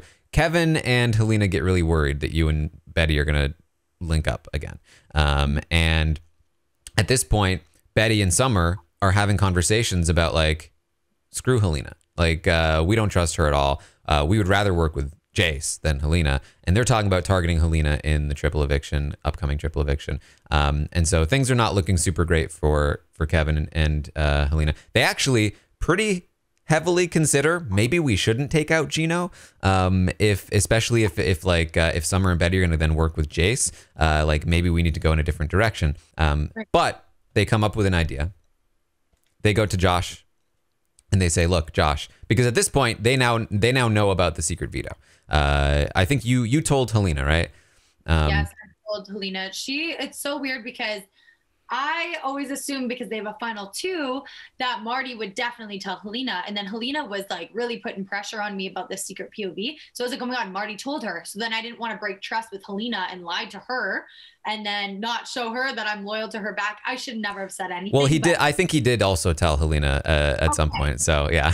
Okay, that's good then. Yeah, so I just figured that Marty would have told her. And then I was like, I have to tell Helena so she doesn't think that I'm sketchy and lying to her. Yes, but with that knowledge, they go to Josh. They say, "Look, we've got something to tell you. Jayce had the secret power veto, and you know how she was saying, you know, you were telling us that she was saying that they were going to backdoor Marty all week. Never was the plan. The plan was to backdoor you, Josh. That if the veto was used, you would have been the one to go up on the block, and they never intended to backdoor Marty. And the proof of that is that she had the secret veto and didn't use it. So obviously, if the plan was to backdoor Marty, she would have used it. And so they end up telling Betty this. They tell Summer this, and like, oh my God, they were lying to us. They were going to have us use the veto, and then Josh would have gone up. Like, that's ridiculous. We can't trust Jayce at all. And this is devastating for your game because it's really going to hurt you with Betty at the final five. Yep. And it did. And when Helena told me that she did that, I was like, honestly, good for you, because that was really smart. It was a really smart move to use that against me. I didn't know where the hell this story came from about Josh being backdoored and whatever. But my thoughts too, it's like, okay, yeah, if backdooring Josh was the plan, then I would have used it as well, though, you know? Well, yeah, I think the story is that, like, if the veto was used, it would have been Josh, but because you had control over it, it was like Moose or Josh, either one could go. So like the plan was to claim it was Marty, and then if they won the veto and used it, then Josh was the backup. Yeah. Got you. It's so interesting hearing these things. So that's leading into the triple eviction, and it's basically the whole house versus you in that HOH. And man, you came close. I always come close in the trivias, and I can never pull through. I don't know what the deal is with me in trivia. It doesn't work. So it doesn't work. Josh wins. Summer and Betty are celebrating. But Josh is going to put you, Marty, and Summer up, obviously protecting the crash test dummies. Summer as the pawn / backup target. The intention is to get you and Marty out, but you win the veto. Yeah. And it didn't seem like it was particularly close. No, it didn't, eh? Yeah. I haven't seen that either. It was honestly, that was a tough competition to see. Just like in the edit, it was like hard to know where people were. I think what Kevin told me is that I think everybody else was like 2 balls behind or something. Okay. So for some reason with that comp, they were just going right in. I was like, okay, the only ball that I struggled with was the very last one. It just kept going around the clock. But once I could get control of it, it just went right in. So I was pumped about that. Huge win again, saving yourself. You're gonna get to the final 5 now with 2 more chances to win a comp, and because you won, Josh has to show his cards. And I guess you haven't seen. Have you seen the scene of him telling Betty? No, I haven't gotten to see that. I've seen her telling me in the pantry, but I haven't seen him telling her. Oh man, it's rough. It's rough. Because basically it starts with her coming in and being like, "Are you okay? Like, are you still excited? Right? Like, you won." He's like, "Yeah, we're getting Marty out," and they start celebrating. They're like, "We're getting Marty out." He's like on the floor. Like, she's like celebrating, and she's like, "So what are you doing with the replacement?" He's like, "So." So about that. Yeah. Are you gonna put me up? I think so. You're gonna put me up? Yeah. Are you serious? Why? I thought we were riding this out till the wheels fall off. You're coming. Oh my God. Yeah. Oh, that's so tragic. Yeah. I was shocked. I was like, what is wrong with this man? And so then when I started pushing Kevin or Helena, I was like, Betty doesn't even have to touch the block. Like, we can save Betty here. And I was kind of pulling on the fact that Josh, Betty, and I were working together at one point, and it never fully came to an end or anything. So I was just like, yeah, Josh just put me up on the block, but I saved myself. So I'm like, we have a chance to save Betty here and maybe ride this out. I was like, Kevin or Helena have to hit the block. It just makes sense. So when he was so adamant on neither one of them hitting the block, I was like, something's up. Like, something's going on. Yeah, because you talk to Summer and you're like, I'm gonna work on keeping you, and because you think that Kevin or Helena's going up, and you can take one of them out, and so then when Betty is like, you walk in on Betty like, actually I think she ran to talk to Kevin and Helena first, but then she comes down and talks to you, and she's like, I'm going up. Are you gonna keep me? I was like, what are you talking about? She was like, he's putting me up. You have to keep me. And she was like sobbing and like crying. I was like, what? I was like, he's not putting you up. And I was like, I already told Summer that I'm going to vote to keep her, but let me go talk to Josh. I was like, let me go talk to Josh and see what the hell's going on, because there's no way you're going up. And it was just an all out thing. That's when I had the conversation with Josh. And then that's when I came back to let Summer know, like, I can't vote to keep you. I'm sorry, because Betty's going up next to you. And oh my God, what a shit show. Yeah, and this was another situation where, like, you know, like Betty really was like, Jace was trying to get me out. Like Jace didn't want me to stay in the triple, and that was just another reason for her not to trust you at 5. Yeah. And I get that. And I think that actually is one of my regrets. I don't know why I said that, but I think I was just trying to be like transparent with her, being like, I told Summer that I was going to keep her, but I didn't know you were going on the block. And like, I just shouldn't have even given her that. But I feel like it was such a whirlwind that I said it just came out. And I did come back to tell her though, I was like, hey, I got you. Like, I'm voting to keep you. Don't worry. But I feel like, yeah, the first part, it didn't need to be said, but I said it. So there we are. Yes, you did produce one of the better sound clips, I think, of the season, when I believe you were talking to Helena after the vote, and you said, I just don't understand how your brain works. It doesn't make sense. Oh no, girl. Oh no. Yeah, I said some shit that day for sure. So you've survived the triple. And it's now from our perspective, it was looking like, okay, Josh just completely exposed his true allegiances, right? Like he just exposed the crash test dummies. This is Betty and Jayce versus Kevin and Helena. And surely the two of them will team up against the trio that is against them at this point. And so Betty wins the HOH, but even though she is feeling like, screw Josh for putting me up on the block, she is also still feeling like, well, also Jayce lied to me last when Gina was HOH with the secret veto, and she wanted me out during the triple eviction, so Jayce also needs to go up. Plus, they're the two best competitors, so that doesn't help either.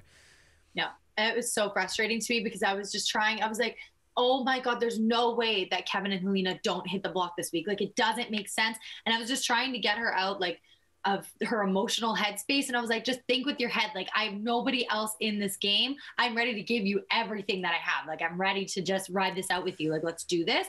And it was just so frustrating to me that she couldn't see that. And I get that I effed up. I could have done better things. Okay. And I could have told her straight up, like, yeah, I had the secret POV. She can run to me about it.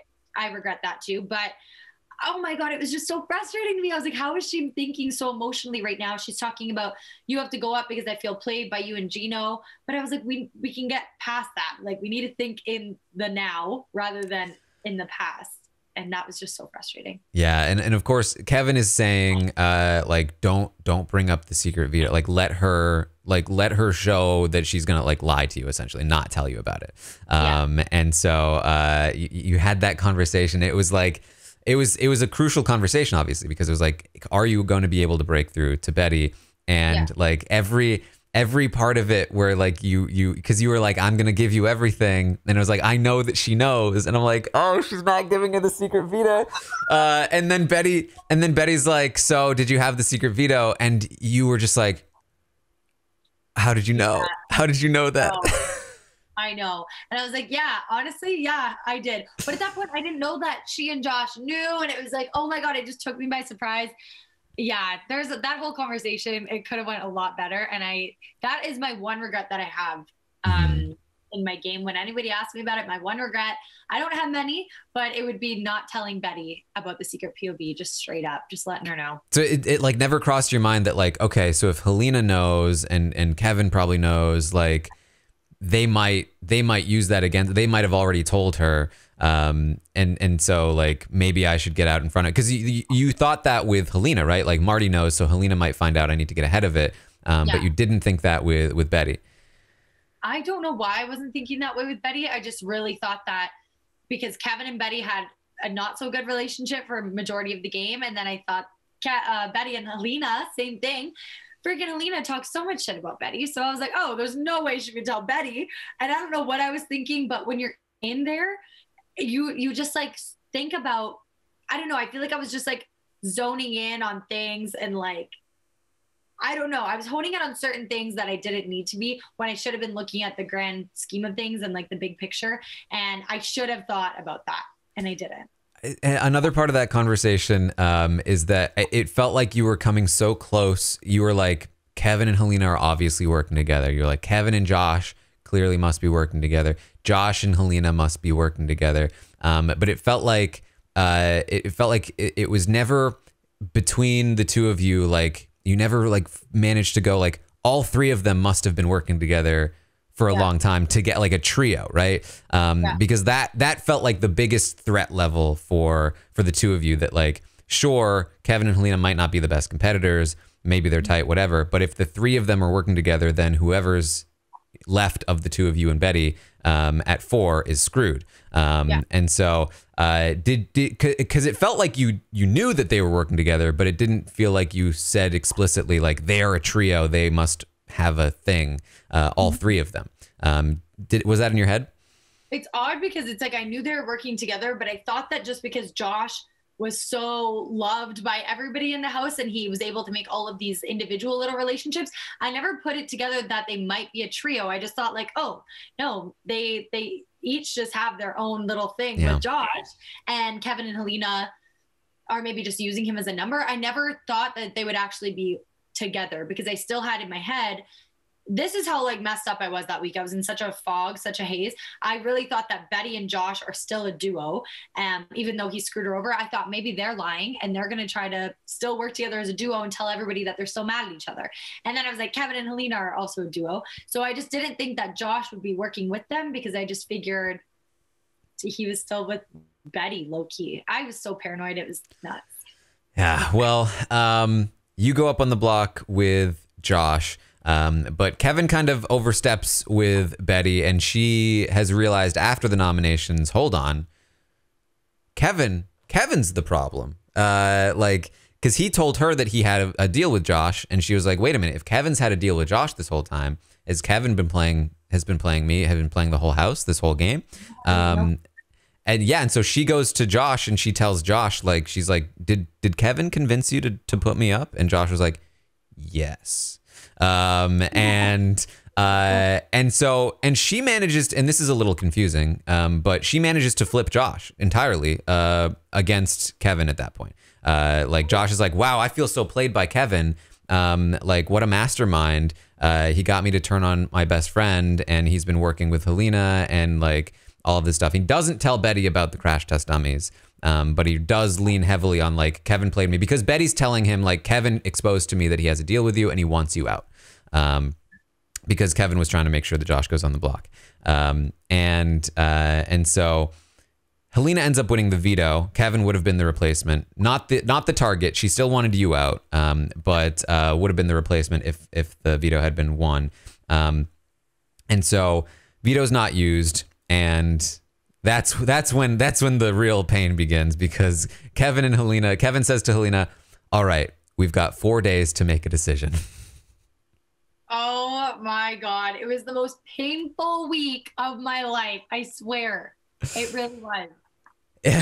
Me too. Trying to follow these back and forth. And like they went back and forth at least once per day. They changed their minds. Sometimes multiple times a day. And so it started with like, obviously we'll probably keep Josh, but then they talked about jury votes and they were like, actually, I think we need to get rid of Josh. And so for a little while it was, we're getting rid of Josh. And then they kind of went back on it. They're like, wait a minute though, like Jace is going to have Gino in the jury and Marty might be really pro Jace. Like maybe we should go the other way. And she is really good at competitions. And so they kind of went back, and then they were like, actually, no, hold on. Josh is too good. We need to get rid of Josh. And then they flip back around again. And then at that, like around like the day 2 or 3, right? I think it was day 3 of the back and forth. They finally land on, okay, we're going to get rid of Jace. And that's when Kevin talks to you about it. And you, what is your reaction when this happens? Is this in Expedia? Yes. This is an Expedia. I knew that I had to. Okay, so Helena had told me, like, I want you in this game. I really want to be with you in final 2. Like, you are who I want in this game. And I think she was just doing that for jury management. So then if I was voted out, it could be like, it's all on Kevin. Kevin did this, whatever. But so I was just like, she was like, yeah, Kevin, I think is leaning towards keeping Josh. And I was like, great. Like, Kevin is the hardest nut to crack. This is going to be ridiculous. Like, there's no chance. I have no chance with Kevin. So go into Expedia. I'm like, okay, I'll just have this chat with him because I have to at least like give it my best shot here. And in the beginning, I'm really discouraged. And he's like, yeah, like I think I'm going to keep Josh and whatever. And then as I start to unpack things with him, I'm getting so into it and I'm so passionate about it because I'm discovering myself how much it makes sense to keep me. So I was like so into it. And he was like, wow. But I didn't know if he was just saying that or if I actually was getting through to him. So coming out of the house and seeing that I actually did flip him for a little bit, that made me, I was like, oh, I thought he was just kind of saying that. Like I didn't know for sure. Yeah. He's flipped. And he had the sort of a similar thing that you did with Herman, where he was like, am I getting played right now? Am I being manipulated? Because it feels like it makes a lot of sense. And so they're back onto to keeping you, and then so they end up telling Betty, or Kevin does, okay, we think we're gonna get rid of Josh, and at this point Betty has completely flipped Josh back over to her side, and she very much wants Josh to stay, but she's still trying to play like whichever, it doesn't really matter to me, but they see right through that because she's like, doesn't really matter to me, but obviously you should keep Josh, right? And so. And so after that conversation, they're like, that conversation with Betty told us everything we need to know. Obviously, Josh needs to go. But then Betty tells Josh the next morning, they're going to get rid of you. And like, we need to do something about this. And Josh talks to them again, and they're already starting to think like, they're already starting to be like, maybe we should change our minds again. Josh ends up promising that he'll throw the HOH. And in Kevin's mind, he's been thinking about like, I think I can get Josh to throw one of these HOH, like one of these competitions. And he's getting a little bit blinded by the greed of that. Like, wouldn't it be really cool if I got him to do that? And you know, he doesn't, but then he does get him to do something else. So, you know, It worked out for him in the end. It did. But at that point, it goes back the other way. And that's when they tell you for the final time, not going to happen. How are you feeling? It just blew my mind because the conversations that I had with them, they were just so into it. And Kevin would walk around, he would just shake his head at me and be like, you're good. All day he'd be walking around doing shit like that. So I'm like, I really got this guy going. Like, he wants to keep me. But I could tell that Helena was pushing hard for Josh to stay because so she started off saying, I want to keep you. You're what makes sense for me in this game. I need to keep you. Get rid of Josh. Once Kevin started to flip and wanted to keep me, she instantly was like Team Josh. I could tell she was saying things like, oh yeah, like I really want to keep you, but I just really like Josh. So that's when a lot of like me being kind of a bitch came out, because I was like, at this point in the game, you're going to keep somebody because you like them? And I was just so irritated, but I can just tell she was trying to pull on anything to try to keep Josh. So I know that she just told me in the beginning she wanted to keep me and I was what's good for her game. It was a bunch of BS. I think it was just jury management because she knew Kevin would ultimately make the decision to cut me. And then she could just kind of fall back on that and be like, it was Kevin's decision. So it was so frustrating when they finally told me, and Kevin didn't say anything. It was all Helena talking. And I was like, Kevin, do you want to stand up and say something for yourself? Nothing. So it was just very irritating.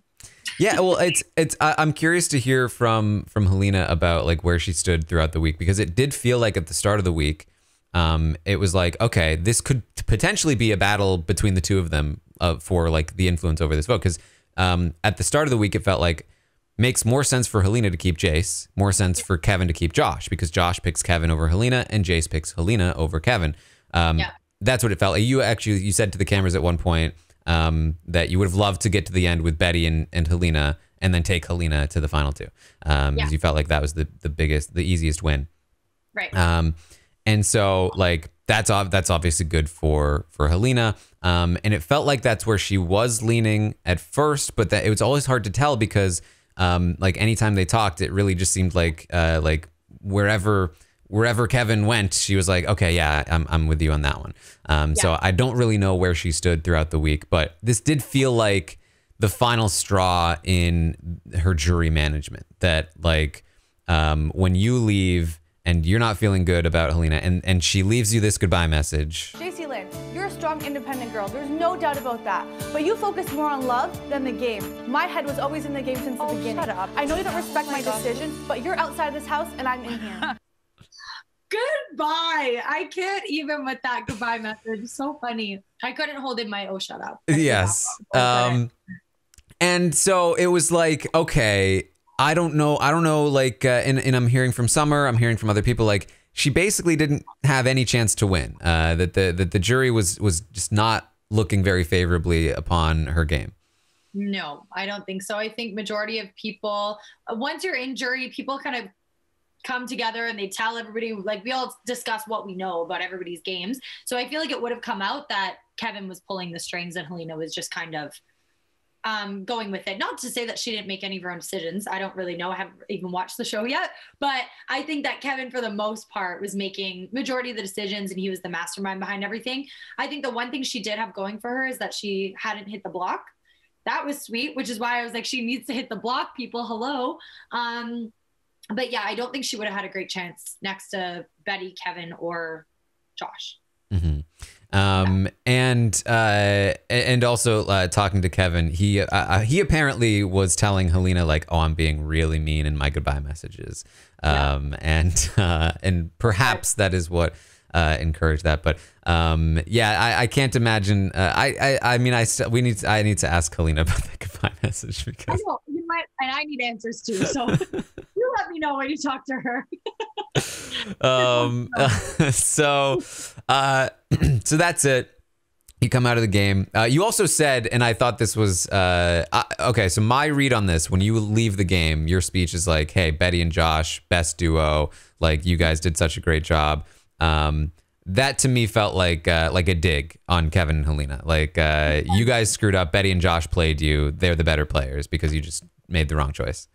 Yeah, it was almost like a last-ditch effort to kind of make them feel like idiots for not keeping me. Like, straight up, just like, yeah, let's just give them the entire game. That's where my vote's going. If they're sitting in final two, like, I was just trying to make them feel like idiots for not keeping me. Just a last little dig and a last-ditch effort. Yeah. And that's sort of like it felt like again, like it was a good pitch because it felt real. It felt like they're about to be fooled. They're about to be like, Josh is definitely going to win that HOH. And I felt like if Josh puts up both Kevin and Helena, the perception of that would have like really hit home that like they really screwed up, right? And so the fact that he put up Kevin and Betty, I felt like it made the blow a little bit softer, that like maybe there's still something happening here. Maybe it wasn't quite the biggest mistake ever because it wasn't an immediate turnaround of something really terrible happening. Yeah, Josh did well with that one. That was smart for his game to put up Betty as well, just so to show them that there might be something there with them still. But I would have loved to have seen Kevin and Helena sitting on the block next to each other, because then I would have been like, yes, see, I told you so. But I have seen clips of Kevin laying in bed singing "We Are Idiots for Not Keeping Jace." You know that song that he was I love that. That should be my new ringtone. That's a good one. And then yeah, when I talked to you and you were like, yeah, I would have brought Kevin. I was thinking about bringing Kevin to the final two. I was like, man, they really screwed up. Because at the time it felt like Josh would not, you know? Yeah, I know. I didn't think so either, for sure. Yeah. So you head to jury. What's the reaction from everyone? Okay, I was so nervous going in because I was like, it's going to be great to see everybody, but at the same time, I feel like I'm letting everyone down and it just like sucks. You just left the house. I felt really relieved though, because Final Five was a very dark time in the house. It was just very like heavy energy. Honestly, it was a lot. So yeah, I was excited to see everybody, but their reactions were so sad. Like, I don't think any of them wanted to see me walk through the doors, which made me feel really good. But then it made me feel worse almost, because then I felt like I let everybody down. Yeah, it sucked. So that was one of the interesting things. So when Kevin is telling you like, look, I see you as a huge threat, it seemed like you were very genuinely like, that's so nice to hear, because I wasn't thinking of myself in that way. And that didn't seem like it was gameplay. It felt like it was genuine. Yeah, that was so genuine. When he was complimenting my game like that, and he was telling me how he views me as a player and how he views my game, I was like, wow, thank you. Because when you're in the game, you're just living your life. Like, you're just, I can't even describe it, but you're just like in there doing your thing, living your life. You're not really thinking about what other people are thinking about your game. You're more so like worried about other people's games and what they're doing to screw you over and whatever. So I had never really thought about my game in that perspective before. And that was really nice. I was like, thank you. I mean, yeah. And like, honestly, the perspective that I had on your game was that it like, and you know, no offense to Gino, but I kind of felt like you were held back a little bit by Gino, because I felt like you maybe deferred to like him a little bit more, like, because the two of you were making decisions together. And I felt like once Gino was gone, I saw a side of you that was like, oh, like this is the player that we might have been able to get all season if she had been a solo player. Yeah, I've heard that from a lot of people. I've seen that all over social media.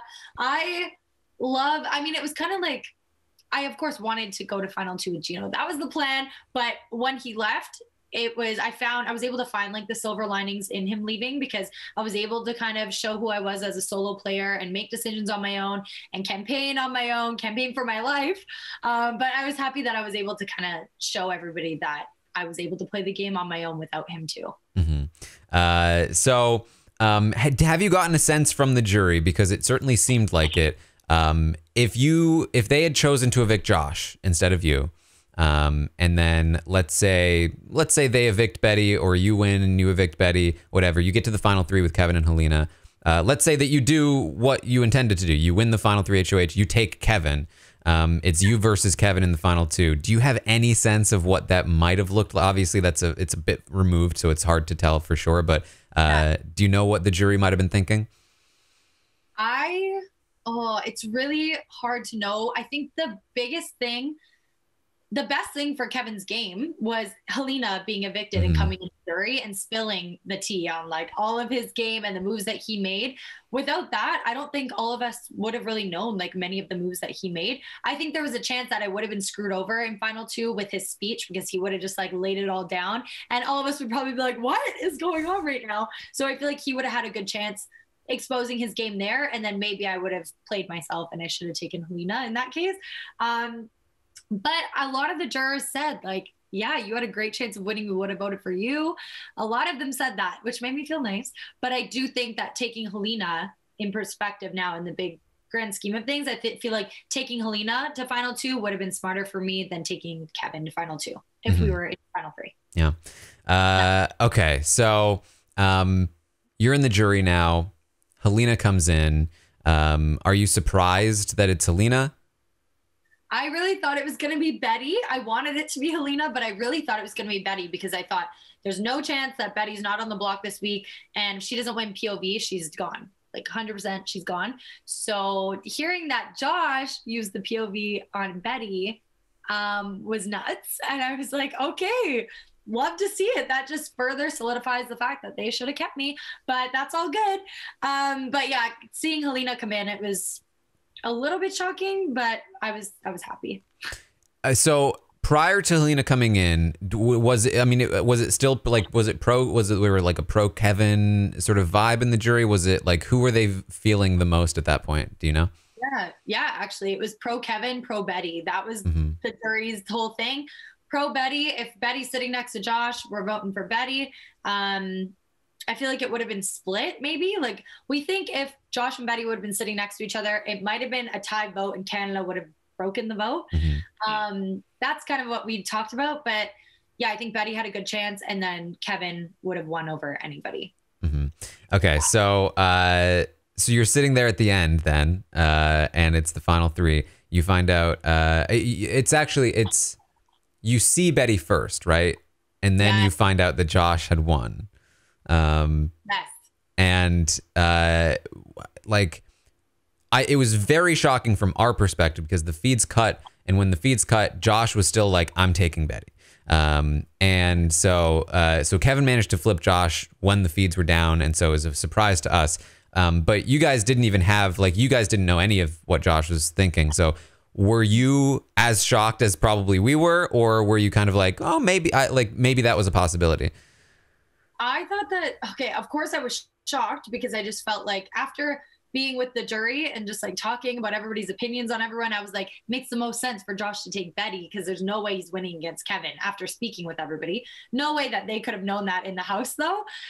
So I wasn't really surprised. I was like, you know what? If they had a final three, they had this crash test dummies thing. I get why he took Kevin. I totally do. And he was probably thinking from the perspective of Kevin hasn't won any comps except for the one POV, and Betty has all of this now that she just recently won. So I get where he was coming from, but yeah, it wasn't the right move. Yeah. So Kevin wins. That's it. The season's over. How do you feel about the whole thing? It was amazing. Honestly, what I took away from the whole thing was that this show is so freaking hard. This game is ridiculous. Of all the seasons that I've watched, I never realized how difficult it would be actually being in the house. You only see I don't even know what, very small percentage of what's actually going on in there. And yeah, I will just never judge anybody that plays this game again. It's so hard. You have no idea, oh my God, just how mentally exhausting it is. It's wild. So, but the whole thing was great. I loved meeting everybody and it was such a fun time. I'm just pumped that I got to finally play this game that I've been watching for so long. And to be able to make it to Final Five was so sweet. I couldn't have asked for anything more. Yeah. I think I saw that you had the second most amount of diary rooms behind Kevin. Did you know that? I thought too. Yeah. I was like, what? Wild. I haven't watched the show yet. I'm watching it this week with Gino. So I'm so excited. But yeah, I had no idea that I would have the second most. That's wild to me. There you go. How was all the stuff afterward, the after party stuff? Did you get to meet anyone cool? Oh my God, so much fun. It was amazing. I was we went to the alumni, it was an alumni party in Toronto. It was so cool. You have Kevin Martin coming up to you, talking to you. Peely wants pictures. Netta is standing over here. It's just wild. It was insanity. I was totally fangirling, but it was cool because they're fangirling over you too. It's the weirdest feeling and they know everything about you. And I'm like, this is so odd. I was so overwhelmed, but the weekend was amazing. Very cool. Any all-star alliances happening? Honestly, I would love to work with Netta. Just saying, I know she got back, but if she got brought back again, that would be so sick. I would love to play with Netta. There you go. So then what? What's happening now? Honestly, it's a great question. I'm trying to figure out what life has in store now. I know some people are going back to work. I'm looking at jobs and things like that, but just trying to kind of navigate what's next, what I want to do next. Gino and I are visiting each other this week. So exciting. Going to Ottawa to see him and then Montreal to see his family. And yeah, I think we have a lot of trips and things planned this summer. Everybody wants to hang out. Everyone wants to go to music festivals and Stampede and whatever. So we're going to be busy. I'm excited to see everybody all the time. So what's the plan with Gino? You're gonna visit. You're gonna see where things go, maybe. Yeah, I mean, we are dating now. Okay. So yeah, we've taken it to the outside, like we said we would, courtesy of Kevin, Tito. Yeah, so we're just going with it. Going back and forth, I guess, all summer. And then since we have so many plans already made, I don't think it'll be too hard to see each other. Mm-hmm. Are things what's the situation? There was some drama with the summer situation. What's the status on that right now? The summer situation. No, Summer and I, we've talked a little bit recently, but yeah, I feel like the fans are gonna do their thing. They're gonna say what they need to. I'm just kind of ignoring it all and doing my own thing. I know where Gino and I stand. He knows. We know what happened in the house, so I'm just ignoring all of it. It's all good. Summer and I are good. Everyone's fine, and I think we're all friends outside of the house. Everyone keeps asking "Oh, do you guys hate each other? Is there drama?" But no, we're all talking. We're all chilling. It's good. Yes. There's none of this happening. I do hate you. I love that she said that. I saw that clip and I was like, Betty, I love her. So funny. You told me I was a terrible person. Yeah, and I meant that. Stop it. It's all of these clips with her and Kevin. They are killing me. The one of them in the bathroom together. I can't. I had no idea that happened at all. It's fantastic. Some of my favorites. All right. Anything else? Anything else that you wanted to talk about? No, I think you pretty much covered everything. This was kind of fun. You gave me information that I had no idea even happened yet in the game because I haven't got to watch. So yeah, it's I mean that's it's always a fun time. I mean that's what I do here. I'm telling people what happened, so it's very fun to tell people what happened who were there and to see their reaction. We have no idea. Like we don't see half of the things that happen in that house, so it's so cool to actually hear about it. Yeah. Thank you. Thank you for being part of such a great season. I mean, really put me to work all season long because you really didn't rest at all. And even the announcer was exacerbated by the whole situation at times. And will someone finally please just stick to their plan? No way. Okay, it's so funny because we wondered, are other seasons normally this messy and we just don't see much of it on TV? And we're now coming to realize that no, I think it was just we were just extremely chaotic. Pretty chaotic. All right. Well, thank you so much for doing this with me, Jay. So where can people find you? On Instagram? Wherever. Okay, yeah, Instagram at Jacey-Lynne Graham. There you go. I'm there. All right. Well, thank you for doing this with me. I appreciate your spending 2 hours with me. Thank you. Of course. Thank you so much for having me. And there you go. That was Jace. Thank you so much for listening to another one of these exit interviews or postseason deep dive into whatever you want to call them. I appreciate all of you sticking around. Lots of content here for the postseason of Big Brother Canada 10. I've got a 5.5 hour deep dive with Kevin. I've talked now with Herman, Summer, Betty, and Jace. We've got more coming your way as well. More of these interviews. And then, of course, we'll wrap it all up with a postseason roundtable. So stay tuned for that as well. You can find me over on Twitch, twitch.tv/Taran Armstrong, hanging out, chatting about all of this if you want to hang out there. You can also find me on Twitter, where I will hopefully keep you updated on all of the things that are coming out here over at Armstrong Taran on Twitter. So that's what I've got for you. Thank you all so much for joining me here today, and I will see all of you next time.